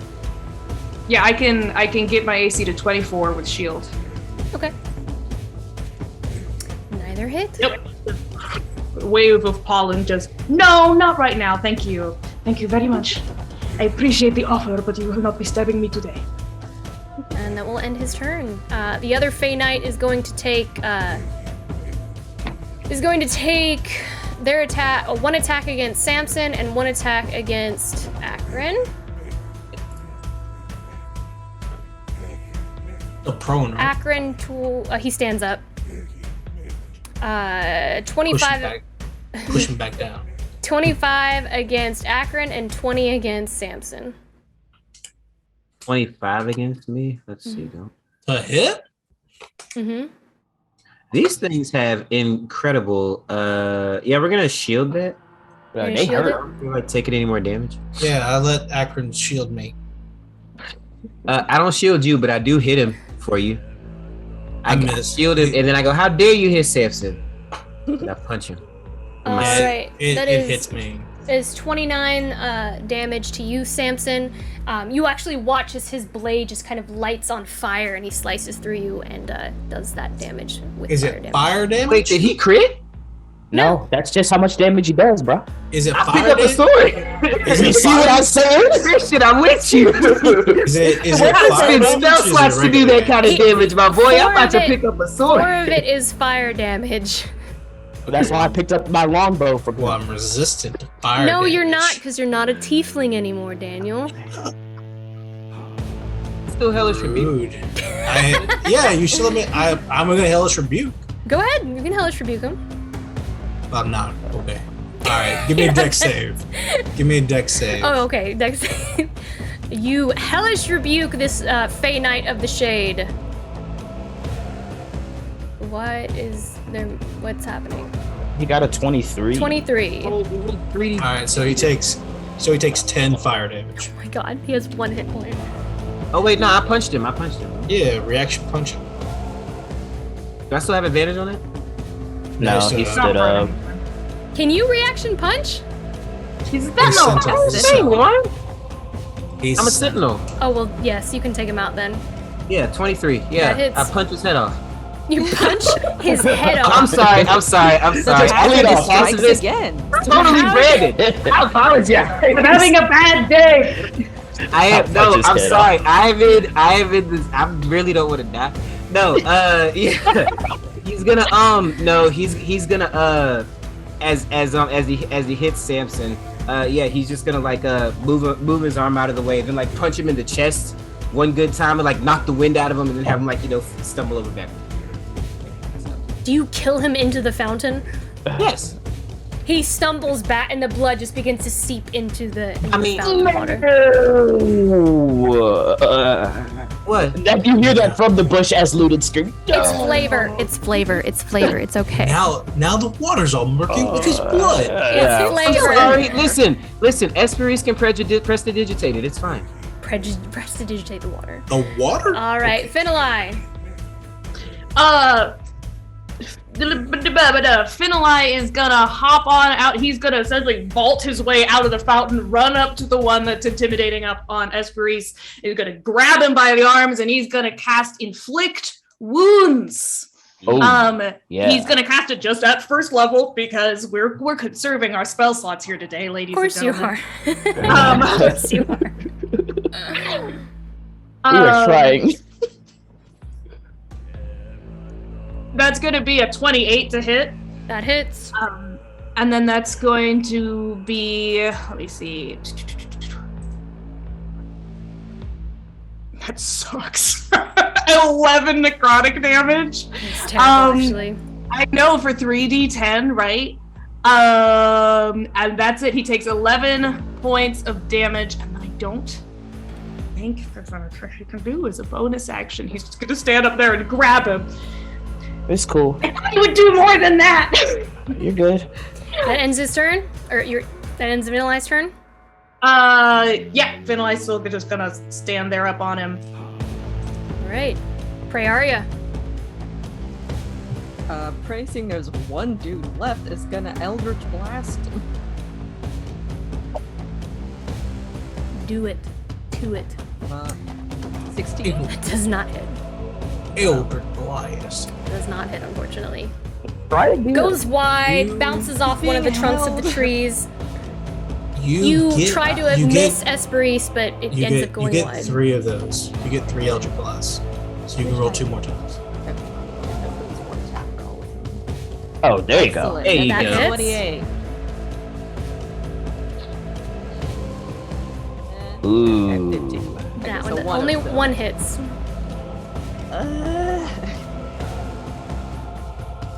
Ooh. Oh god.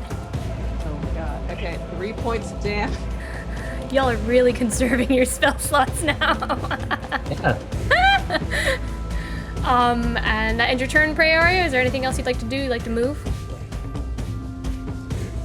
Let's just get here. Esperis. Esperis is going to use her bonus action. Again, that pollen that was up in his shield is going to swirl around her and settle into her skin. She's going to bonus action, convert 5 sorcery points into a 5th level spell slot, and then as her action, she's going to mass cure wounds because everybody is a little bit fucked up. Or at least she's kind of fucked up now because she had a lot of hit points and then they all left. All her hit points left, and she had a bad time. I assume that doesn't get to me, right? It gets to everybody. You're full anyway, aren't you? No, not yet. I'm not Well, full. it's a 30-foot. Yeah, I'm outside of 30. It's cool. You're good. I'll just Okay. make sure you do. You're like just outside of it. You're only 5 feet outside of it, I think. I'm 15 feet outside of it. Okay. Oh, from Do it anyway. It's all good. I'm doing it. It's happening. everybody, all my buddies in there. And then, so that's going to be blah, blah, blah, blah, blah, blah, blah, blah, blah. That's Ooh. going to be 20 points of healing for everybody, which will bring me back up to... Okay, so that's pretty good. And then you'll be up to... Awesome. Finn is almost completely at full. Happy about Finn. Okay, and that's going to be... She's just gonna stand there and keep staring the guy in the face. What's he gonna do about it? She knows who's next in the initiative, and she feels pretty good about what's about to happen. Yeah, I got you. So that ends Esperisa's turn. Avriel is going to run like the hero he is, and he's gonna take 2 attacks against this Fey Knight. Whoa. The big bro's back and you're gonna be in trouble. You think you could mess with me on the playground with me? One of them does miss, unfortunately. Yeah, I think hopefully that'll do it though. However, he takes 38 slashing damage, and you watch as Avriel runs up, slams his blade into the collarbone, goes back around, kind of twists it back around his spine, and just kind of like turns, and you hear a crack, and the Fey Knight just kind of falls to his knees and onto the floor, and that will end combat for us. Yeah. No time to celebrate. We have 2 more to find. 3. We have 3. Because we found 2 in the you're fountain. right. All right, Luda runs up. Oh, I guess my body's about to disappear. Let me. Avriel, I don't feel so good. He never took any damage, so he still got locate object up. He still has looking up. Yeah, but I guess it would be for the ones that he got, huh? So we somebody would have to cast it again to do the next ones, or if we throw them in the bag, will he get a ping for a different one? Oh, are we still getting? How long does it? From 10. It lasts for For an 10 hour. minutes. I thought it was for 10 minutes. Okay. Let me see. Well, that fight was only like 2 rounds, wasn't it? Yeah. It lasts for It was 10 like minutes. Are we still getting a ping for the fountain? He got a ping. Okay, so we got the Finolite fountain. got a ping in the fountain, and he got advantage on his roll while he was searching in the fountain. So it would be for the one that he has. Okay. I put it in my bag. If we chuck it into the bag, does he get another ping, or do we have to recast it to search for another one? You're gonna have to recast it to search for another one. Do you want me to do it? I'll do it. Luden cast locate object. Looking for some more of them. Cast it again, and you do sense something else in the fountain. God dang it, Akron! And then Luden runs in and whoosh into the water as he... There was another one in the fountain? All this bloody water that he's looking through. Esperise is just like vacuuming the blood out of the water. All right, give me an investigation check, Luden. I assume this is with the advantage. Yes, because you have locate object on. 21. You just dig and dig and dig. Your fingers kind of scrape and kind of pull back as you frantically try to find this portrait. And you kind of like jab your elbow against the wall, and you just and then you look further and you do find another one in the water. I'm getting hurt down there. Gosh. I'm gonna look for. I'm gonna go to shove that one in the bag of holding. And just, I got some more breath in me. I'm gonna keep looking just to make sure. I'll pull out both short swords because apparently my hands are hurting because I'm getting scratched up by the rocks. I'm just gonna start prying stuff away. All right, give me another investigation check. Luden gives me another investigation check. Akron, you feel something on your cheek, just kind of dripping down the side of your cheek. Am I bleeding? You touch your face and you look down at your I'm finger. at cure wounds. I'm fine, right? You touch your face and you look down at your hands, and there seems to be a slash mark across your cheek, the right side of your cheek. Okay, guys. Yeah. This is the I got a second time 12. I've been cut by something, and I don't know what it is. Do we see this? You see that you see Akron's face is bleeding now, and it wasn't beforehand after you've all been healed. I'm gonna do a thing. Not worried Akron, about you should it. be more careful.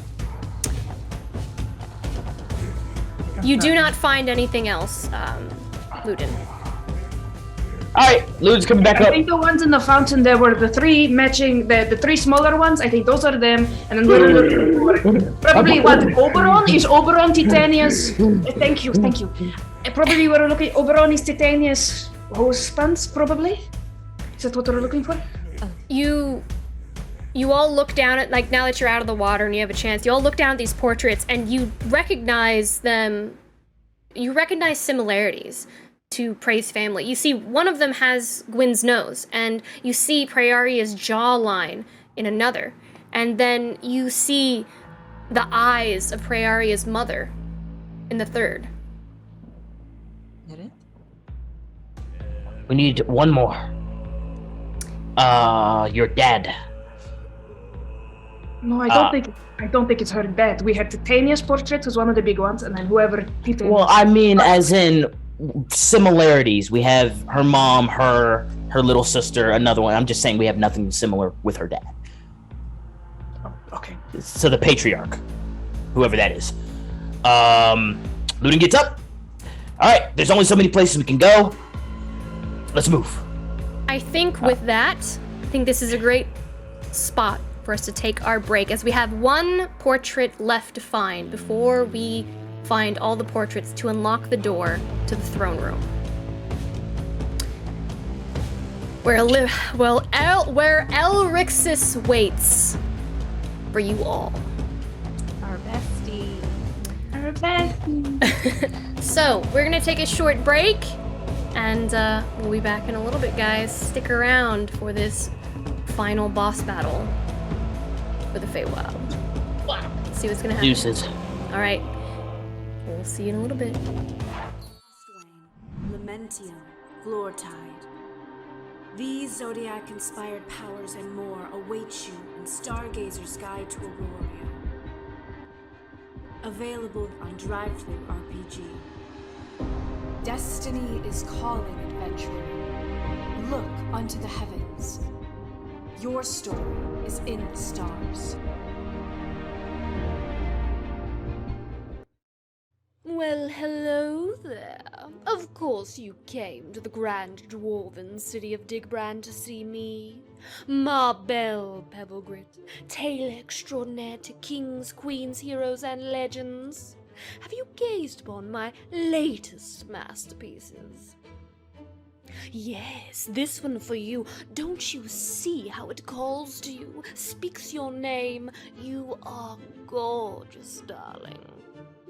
The colors, the line work, the gods weep in the presence of your beauty. No one has looked more stunning in a pebble grit design. Please, I cannot bear to gaze upon your perfection for too long. You can find this mesmerizing merch at inkinliar.com. Go and unleash your fabulosity today and help support Ink and Liar. Do stop by my shop again. You simply must tell me about all that adventuring thing. Well, ta-ta, darling.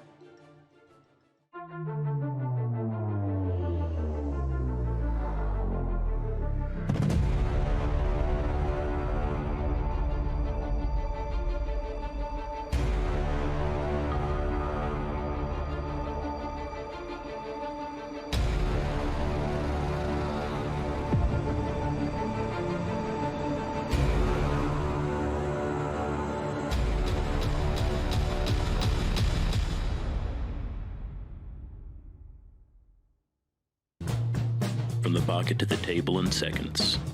Never forget your 1020 at home. Only at mitherolarmory.com. extra, extra, read all about it. What's that you've got there, mister? Why, this right here is 9 Realms Gaming. 9 Realms Gaming? That's right, top-notch gaming accessories made from some of the finest woods this side of the city has to offer. We got your dice vaults, we got your dice towers, dice trays, hero vaults, you name it. Oh my! Careful now, don't swoon into traffic. You can mosey on down to their website now. Use exclusive partner code LYRE10 to get 10% off your purchase. What was that code again? That's LYRE10. LYRE10 at 9realmsgaming.com. Hurry, they're selling like hotcakes.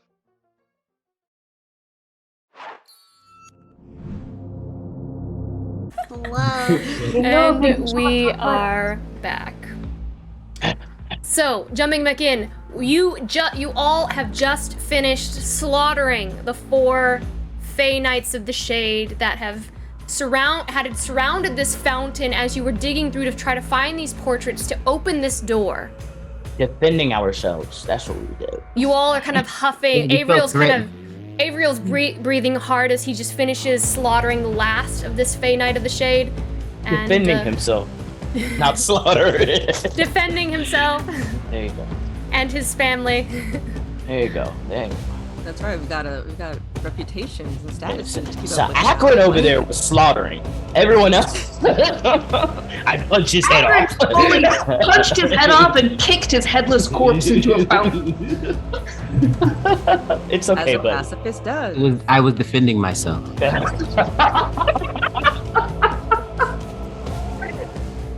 All right.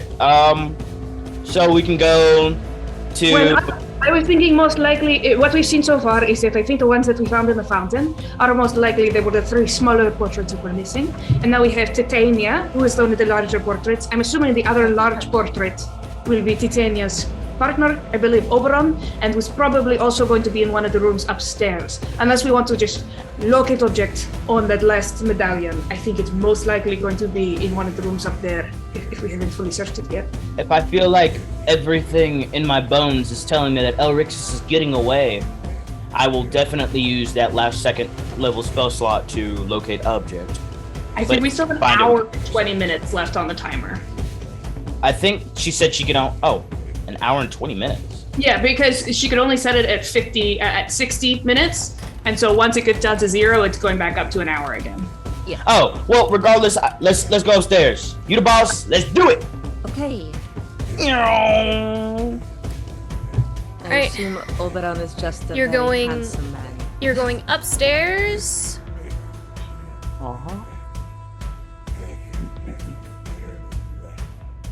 To believe over here. Huh. So it's the same upstairs. Yep. Is there anywhere that we hadn't searched up here, or had we searched every single room? Because if we had, You've searched every single room out here. We go back downstairs. We don't go upstairs. We go back downstairs. All right, so there's You run upstairs. You run back downstairs. There's the fight pit to the left, and then there's the dinner table to the right. Where do we want to go? Dinner table sounds fancy. Let's go to the dinner table, right? Dinner table. We're at the dinner table. And nothing appears except on the center table there's Oberon. Right? Another 3. I swear, if 4 of them boys show up again. Oh, that's fine. Akron. Okay. They get back up. That's what they do. I rolled a 3 times.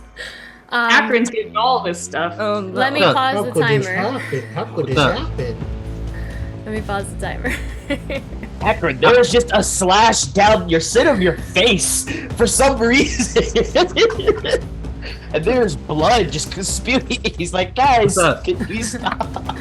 Alright, I've taken count of where we stopped on our timer. Akron! This time, you see it before it sees you.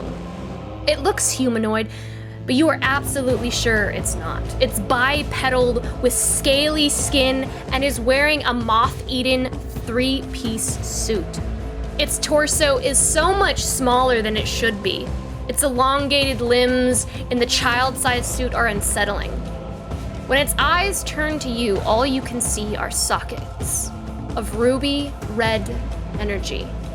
As it twists towards you, the smirk of its smile begins at its earlobes, revealing rows and rows of shark-like teeth in a gargantuan mouth. Its long claws scrape the ground as it looks to run away from you, and you have just a few seconds to take a turn before you forget, again, that this creature exists at all. Does it look fey? It looks interesting. Yeah, I mean, like, it's in the Feywild, so.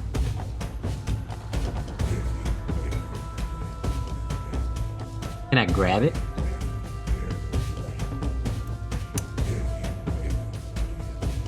Is it immune to being grappled? You don't know unless you try. I try. You try to grapple it? Yeah, give me a strength check. Alright. No, she just says straight no. You forget. Combative strength checks as a natural 20. Jesus, homie. I can natural 20. 23. You fail. Hang on. I can cutting words him. It's a natural 20. Oh yeah, that's right. And that's what this is like later. And you already know the result. And you already know that, yeah, you already know the result. Well. So, you run towards it, you attempt to grab it, and you miss. It kind of like slinks off to the side, grabbing onto the bark of the inner wall, and it begins to skitter up the side of the tree. Akron, what on earth are you doing? Swear, man. Focus. Jeez, look. I didn't we're see here that. to do it. Like, come on, let's go. Y'all Forget it existed. No. No. Y'all didn't see that. The moment Listen, look, you see the cut? You see the cut on my face and the cut on my armor? Something's attacking me, and I'm not moving forward until we figure out what the hell it is. That's okay. We'll move forward without you if that's your issue. Brandon, the moment it disappears into the darkness above, into the treetops, you forget it existed. Oh, silly, What are you doing? Silly me. Must have been the wind. Tighten up, man. Tighten up. Okay. We don't argue, everyone. You know, we have all been hit very hard today. Let's. Gosh, Does anyone see the portrait? Are you sure you can keep going? Are you good? What? Luden, my friend. Whatever do you mean? Okay. Looks. We're doing wonderfully. Everything is great. Okay. If I had the spell slots, I'd be casting magic on you to see if you're enchanted right now. But let's go. What do we see at the dinner table? All right, you walk into this room.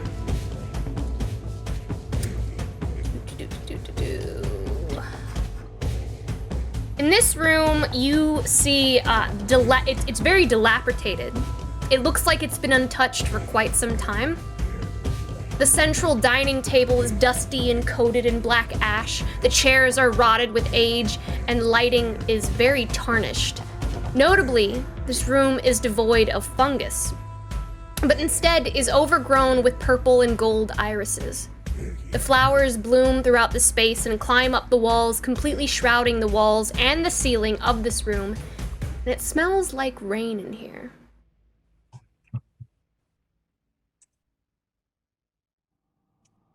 I will look around for a thingy.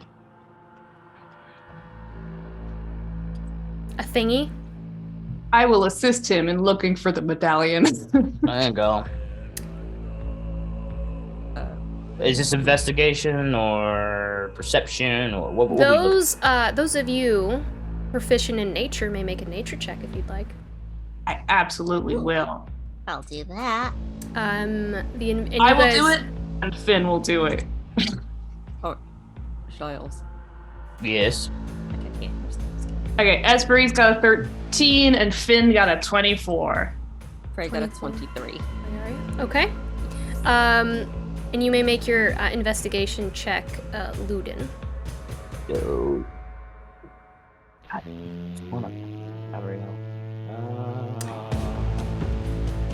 Looking at these flowers, Praeria and Finali, you notice that the iris means faith, hope, courage, wisdom, and admiration. And you get the sense that they mean more.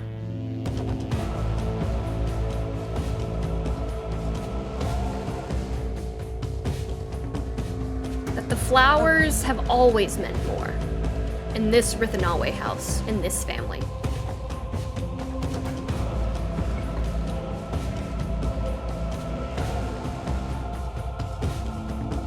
The flowers are important.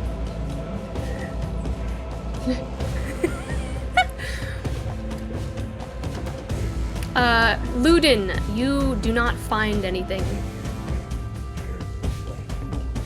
Well, you are looking in all the wrong places. I don't see it nowhere. I'm gonna look in the flowers. Are you going to move the flowers? Very delicately. I think one of the first things that Esperise did in the campaign was gently speak Sylvan to some plants. So she's going to gently speak Sylvan to some of these flowers as well. Yo, Akron, go talk to your friends. Looking for some specific things here. Do you mind? I guess that's not a bad idea. Can I talk to plants and just ask them? Sure. You certainly may. Yeah, let's do that. I cast Speak with Plants. You cast Speak with Plants, and as you do so, the wind of battle. It's interesting because you hear the screams and the death cries of the battle that's taking place outside of this tree. But as the wind kind of blows through the flowers, they're kind of singing. And you watch them, Akron, you watch them ripple across the side of the wall, almost towards Praeria. And they sing to one another, very gently. Beautiful. What do you say? I hate to interrupt your lovely song, but I was wondering, have you seen, it's a flat little disc. Looks like that. And I'll point to the one that Loon holds.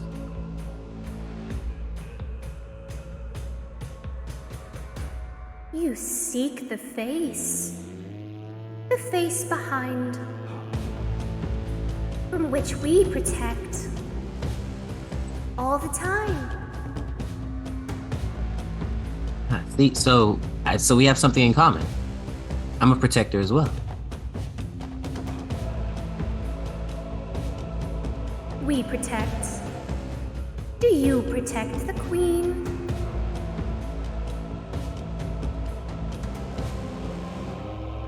With my life. We protect all and everything that is close to what once was. Although we are weak, we will never stop growing.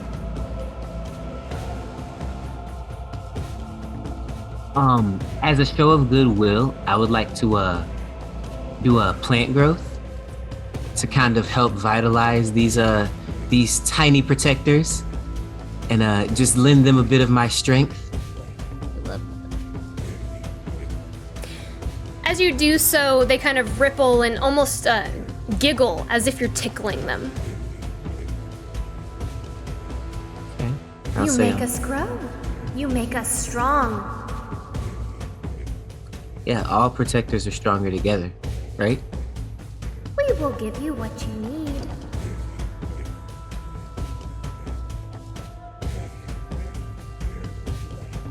And as you do this act of good faith, and they kind of like ripple, almost like anemone like arms across, back around, and they begin to part.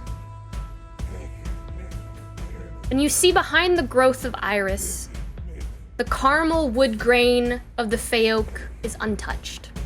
And painted on that wood-grained ceiling is an immaculate depiction of the everlasting sunset and the field of reeds.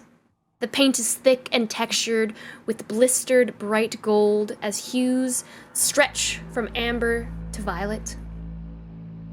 Where the sun sets on the horizon, there is a large wooden portrait sealed into the wood. It's a furbog. And if you didn't know any better, Praeria, you'd say it was a masculine version of your mother.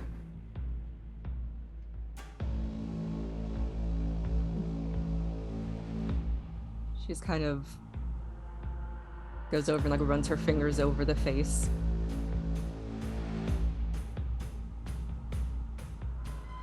I think we've met before. And she will attempt to take it off of the wall. You just kind of like twist it and it kind of clicks and you take it off the wall and the flowers just slowly begin to recover and like curtains almost being drawn cover back over the portrait, protecting it. Thank you, my friends. You've helped the queen today.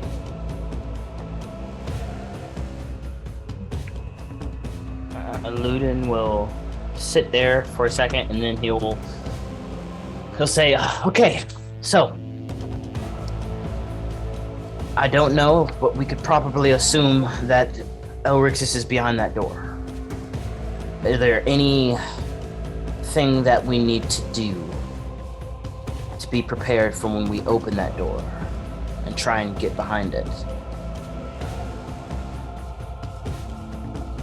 Any buff spells, any recast, everybody up to health. Ludin gives Praeria a slice of pie. Thank you. Oh. Yeah. Put in pocket. In the if we're going in right this second, I mean, Finlay will recast Holy Weapon on Ludin because he had to drop concentration on it in order to do locate object. All right. Everybody good? I will cast haste on Ludin as well. Wait, don't do that yet. Wait until we get to the front door to do that one. I'm gonna need as much time. Holy Weapon lasts for an hour. Oh, okay. Yeah. Well, I'll wait till we get right at the front. Yeah. All right, everybody ready? Ready as I'll ever be. Yeah. You good, Samson? I'm as cool as I can be. Right? Queen. Just in case. She's gonna just like flick the side of her head and cast Intellect Fortress. All right. All right, everyone. All right. Let's go. Remember number one.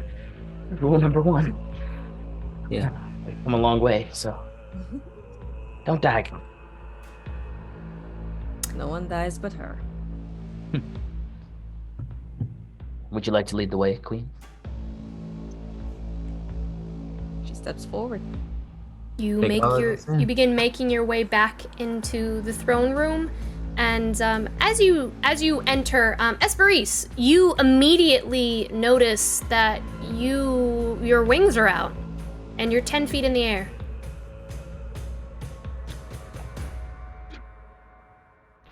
This is a problem for a later time. Esperise is ready to go. Ludin looks up at Esperise, starts to copy that energy and just pump himself up. He's like, yeah.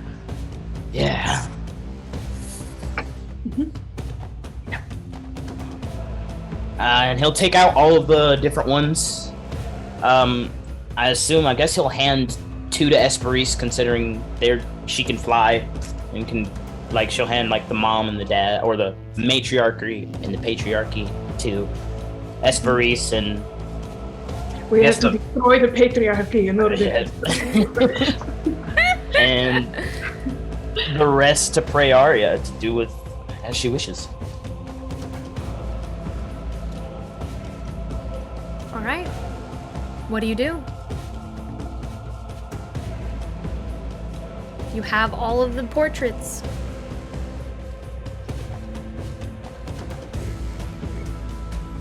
To put in the top 2, that's pretty self-explanatory. Does it look like the smaller 3 have to be in a particular order? Cool. Looks like they're all children, and the tree stops there. So it doesn't necessarily need to be in any particular order. They're all children of the same person, if that makes sense. Okay. So it doesn't have to be like in a certain order because of that. Okay. You'll place the last 3 in their little holes and step back. You place the last 3, clicking the first 2 at the top and then the last 3 at the bottom. And as you do, a ripple just rips out from the center of the door and up the tree. The trunk of the tree begins to glow, almost as if embers are burning from the inside of it. It goes up the side of the branches, up to all the portraits. All the portraits begin to glow. And there's a small hum and vibration. And you watch as the aura, kind of like, almost like blowing out a candle with smoke wisping through the air. You watch as the aura dissipates and drifts away with the pollen. And very slowly, the door begins to almost move. You see vines coming out of the side of it, and flowers, the irises that you saw in the other room, begin to bloom along the sides, up and around, all throughout the room, clinging in thick clusters up to the ceiling. And you hear a click of sorts. The door is unlocked.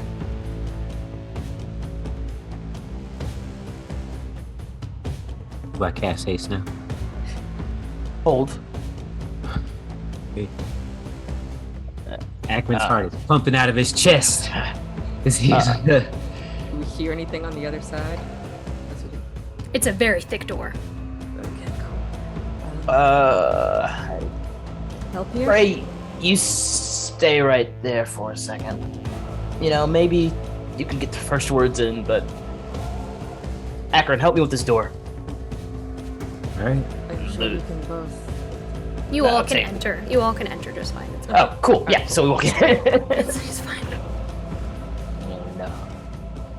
We bust up in this piece. The doors creak open.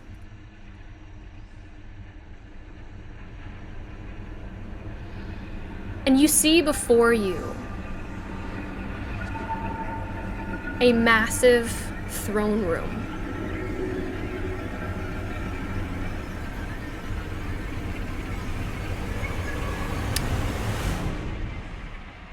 And there in the center, standing in front of a large, spore-covered throne, with 4 Fey Knights of the Shade, you see, 7 feet tall and towering, a creature of a woman. She is covered from head to toe with fungal growth seeping from her slimy skin. A variety of colorful fungi decorate her, mixed with snake-like appendages that whip to and fro from her skull. Shelf-like fungi layer down the side of her shoulder like pauldrons, morphing into vibrant crimson fungi that wrap around her slender body into ribbon whips of mushroom gills that trail behind her. She is both beautiful and hideous. Like a gorgon with long, sharp fingernails that originate from no fingernail bed, but form into dark claws. Her eyes are without pupil, pale and yellow. And as she walks, her spores bring forth new pustule-like mushrooms upon the walls and the floors. And she looks up at you all as you enter. Bitterness and disgust flash across her face. She casually takes a couple more steps forward. Well. It's been a while since the pathetic and weak-willed walked this hall. And how clever you must all find yourselves. Avriel, I dare say I shall relish mounting your head on the wall once I'm through with you. And the rest of you, I nearly forgot. What, the half-breed archfey in love with a foolish child? 2 humans parading to be something they aren't.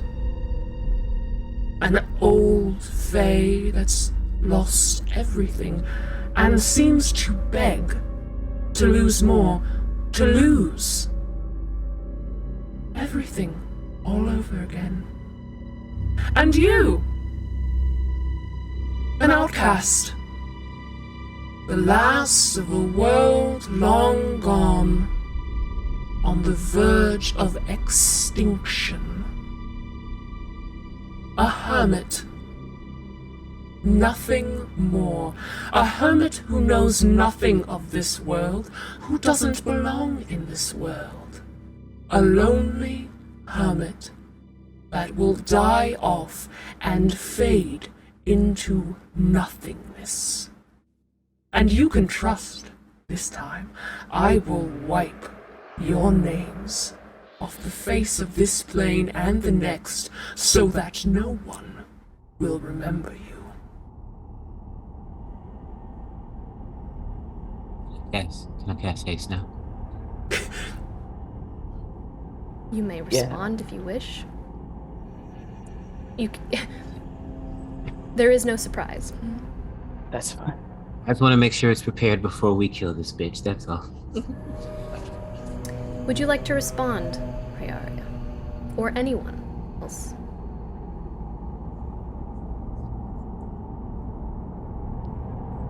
I suppose I could say any number of things to what you have just so kindly said to me and my friends, but I would ask your hag what I think about words like yours.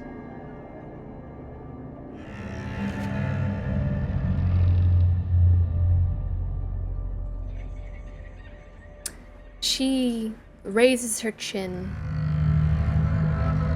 Defiantly, of course.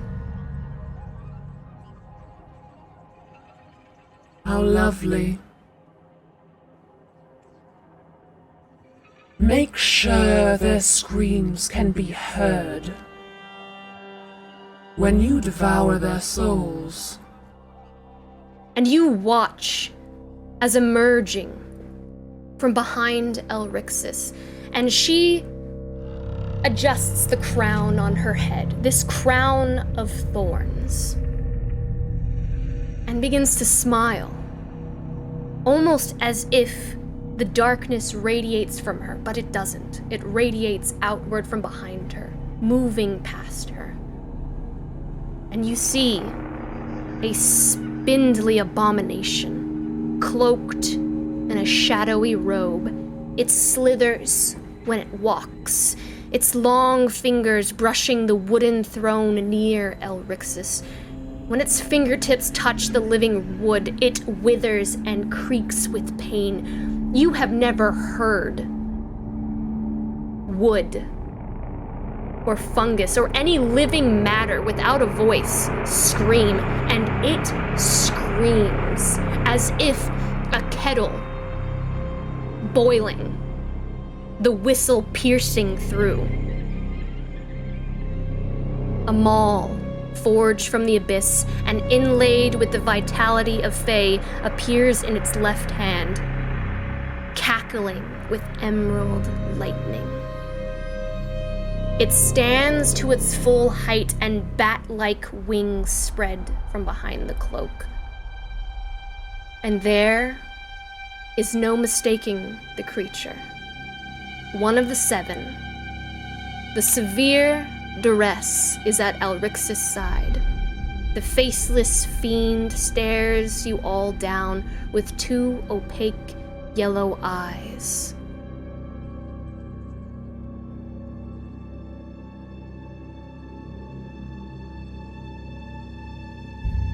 And that is where we will end tonight's session.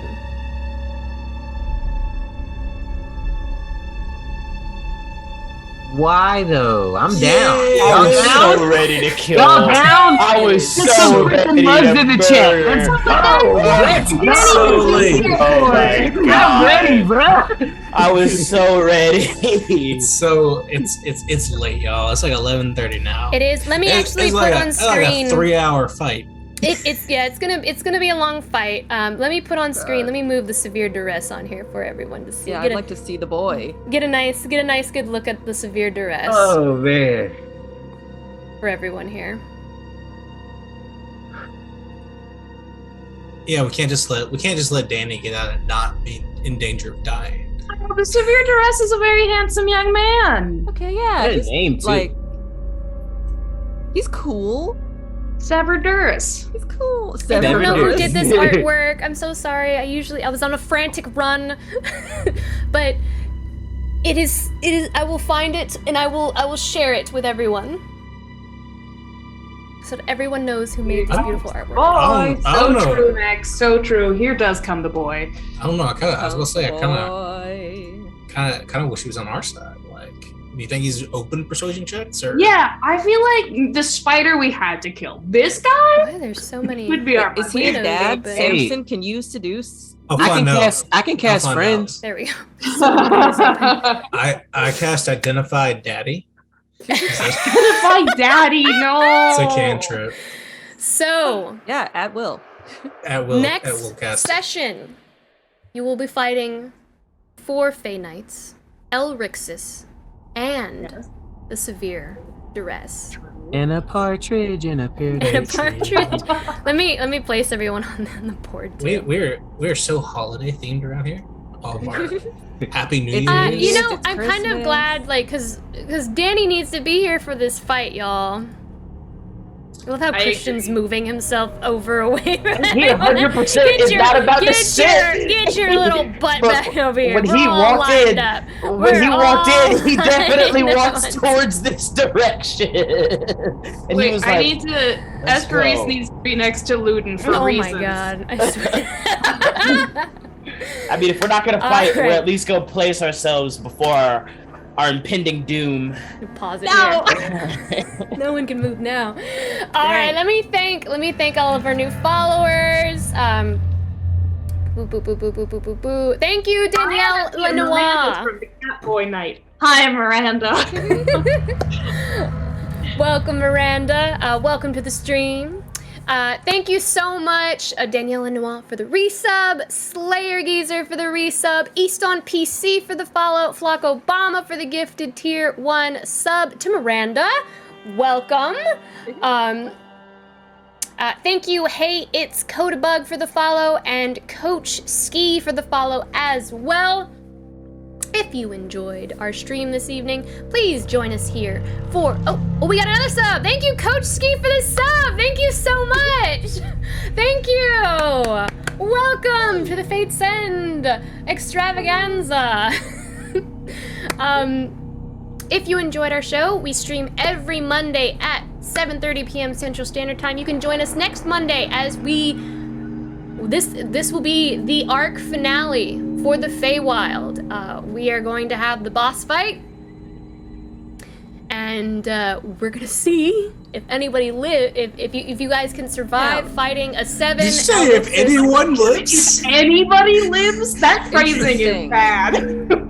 Hey, that door is still open though, right? It didn't just What's that? close behind us, right? We're gonna see if run? anyone lives. Everyone lives. I'm just saying, it should be open. We have other shows on our channel as well. On Wednesday, we have our Iron Valor show, where we play through Wizards of the Coast modules. We are currently playing through Wild Beyond the Witchlight. Deanna DMs that game. You can join us on Wednesdays at 8:30 p.m. Central Standard Time for that. Raina is also in that game, and so is Danny, who is not here this evening. They are in that game as well, and that is Wednesday at 8:30 p.m. Central Standard Time. It's a different show. You get to interact a little bit more. You get to, if you've been watching this evening, you've been earning Valor tokens the entire time, so woo woo woo. You actually get to interact with that show a little bit more. You get to bless you get to give luck to party members. You get to bless the party. You get to curse the DM, and the DM has to roll on tables. It's a lot of fun. It's very interactive. Kept the party alive last time because I don't think there was a single save that they didn't have advantage of, and I wanted to turn them into little stuffed animals so bad. I tried so hard. You did. She tried so hard, but in the end, it didn't even matter. Because of you guys, thanks to viewers like you. So you can join us on Wednesday. We also have another show called Short Rest, which we play video games. Various cast members play video games. Last Tuesday? Tuesday. Sometime one day night was Tuesday. It was and Tuesday? Then I thought it was Tuesday. Had a Friday night Elden Ring night. So very different vibes depending on who's playing the games. Daniel and James are playing some Elden Ring and creating some really cool magical items that we'll be sharing on our social media soon. And then Danny and I were playing Nekopara Catboy Paradise and also bringing a lot of value to your lives in a different way. And I believe Danny and you are actually playing through various Sims. Dating Sims, yes. So you can join us for that. Again, the scheduling, we usually post on social media about that. So you can, if you follow our socials, you can check out our socials for when we go live on Short Rest, because Short Rest is kind of whoever wants to play, because we are in various time zones, and we usually schedule it about a week out, and it's usually different every week. So you can join us for that. Outside of that, let's find someone to raid. And let me go look. Let me see. Let's find someone to raid this evening. Thank you all so much for joining us. Danielle, do you not have work today? You stuck with us the whole night. We love you. Yeah. We're so glad. Danny was like, I can't. Somebody might die. We're so glad that you were here this evening. But I'm really glad that we're gonna get Danny in on this final boss fight. I just couldn't do enough. There was a lot happening. I want you guys to know that we're gonna raid this next people because of their fantastic title name. It's their Magi RPG, but the name of their episode is Cirque Sophie. Oh my gosh, I love that. Fantastic title I love name. that That's so where much. That's where we're going. Can you put that in the chat there we go. It's Cirque Sophie episode 2 D&D. Ooh, episode 2. Looks like they're having a grand old time. So if you want some more Fae magic, drop our emotes over there. Let them know that we were around. I don't know, all those things. Just continue to spread the love in this beautiful D&D community. We will see you all next Monday for the boss fight and the grand finale of the Feywild arc on Fate's End. Thanks so much for joining us, guys. We'll see you next time. Let's raid!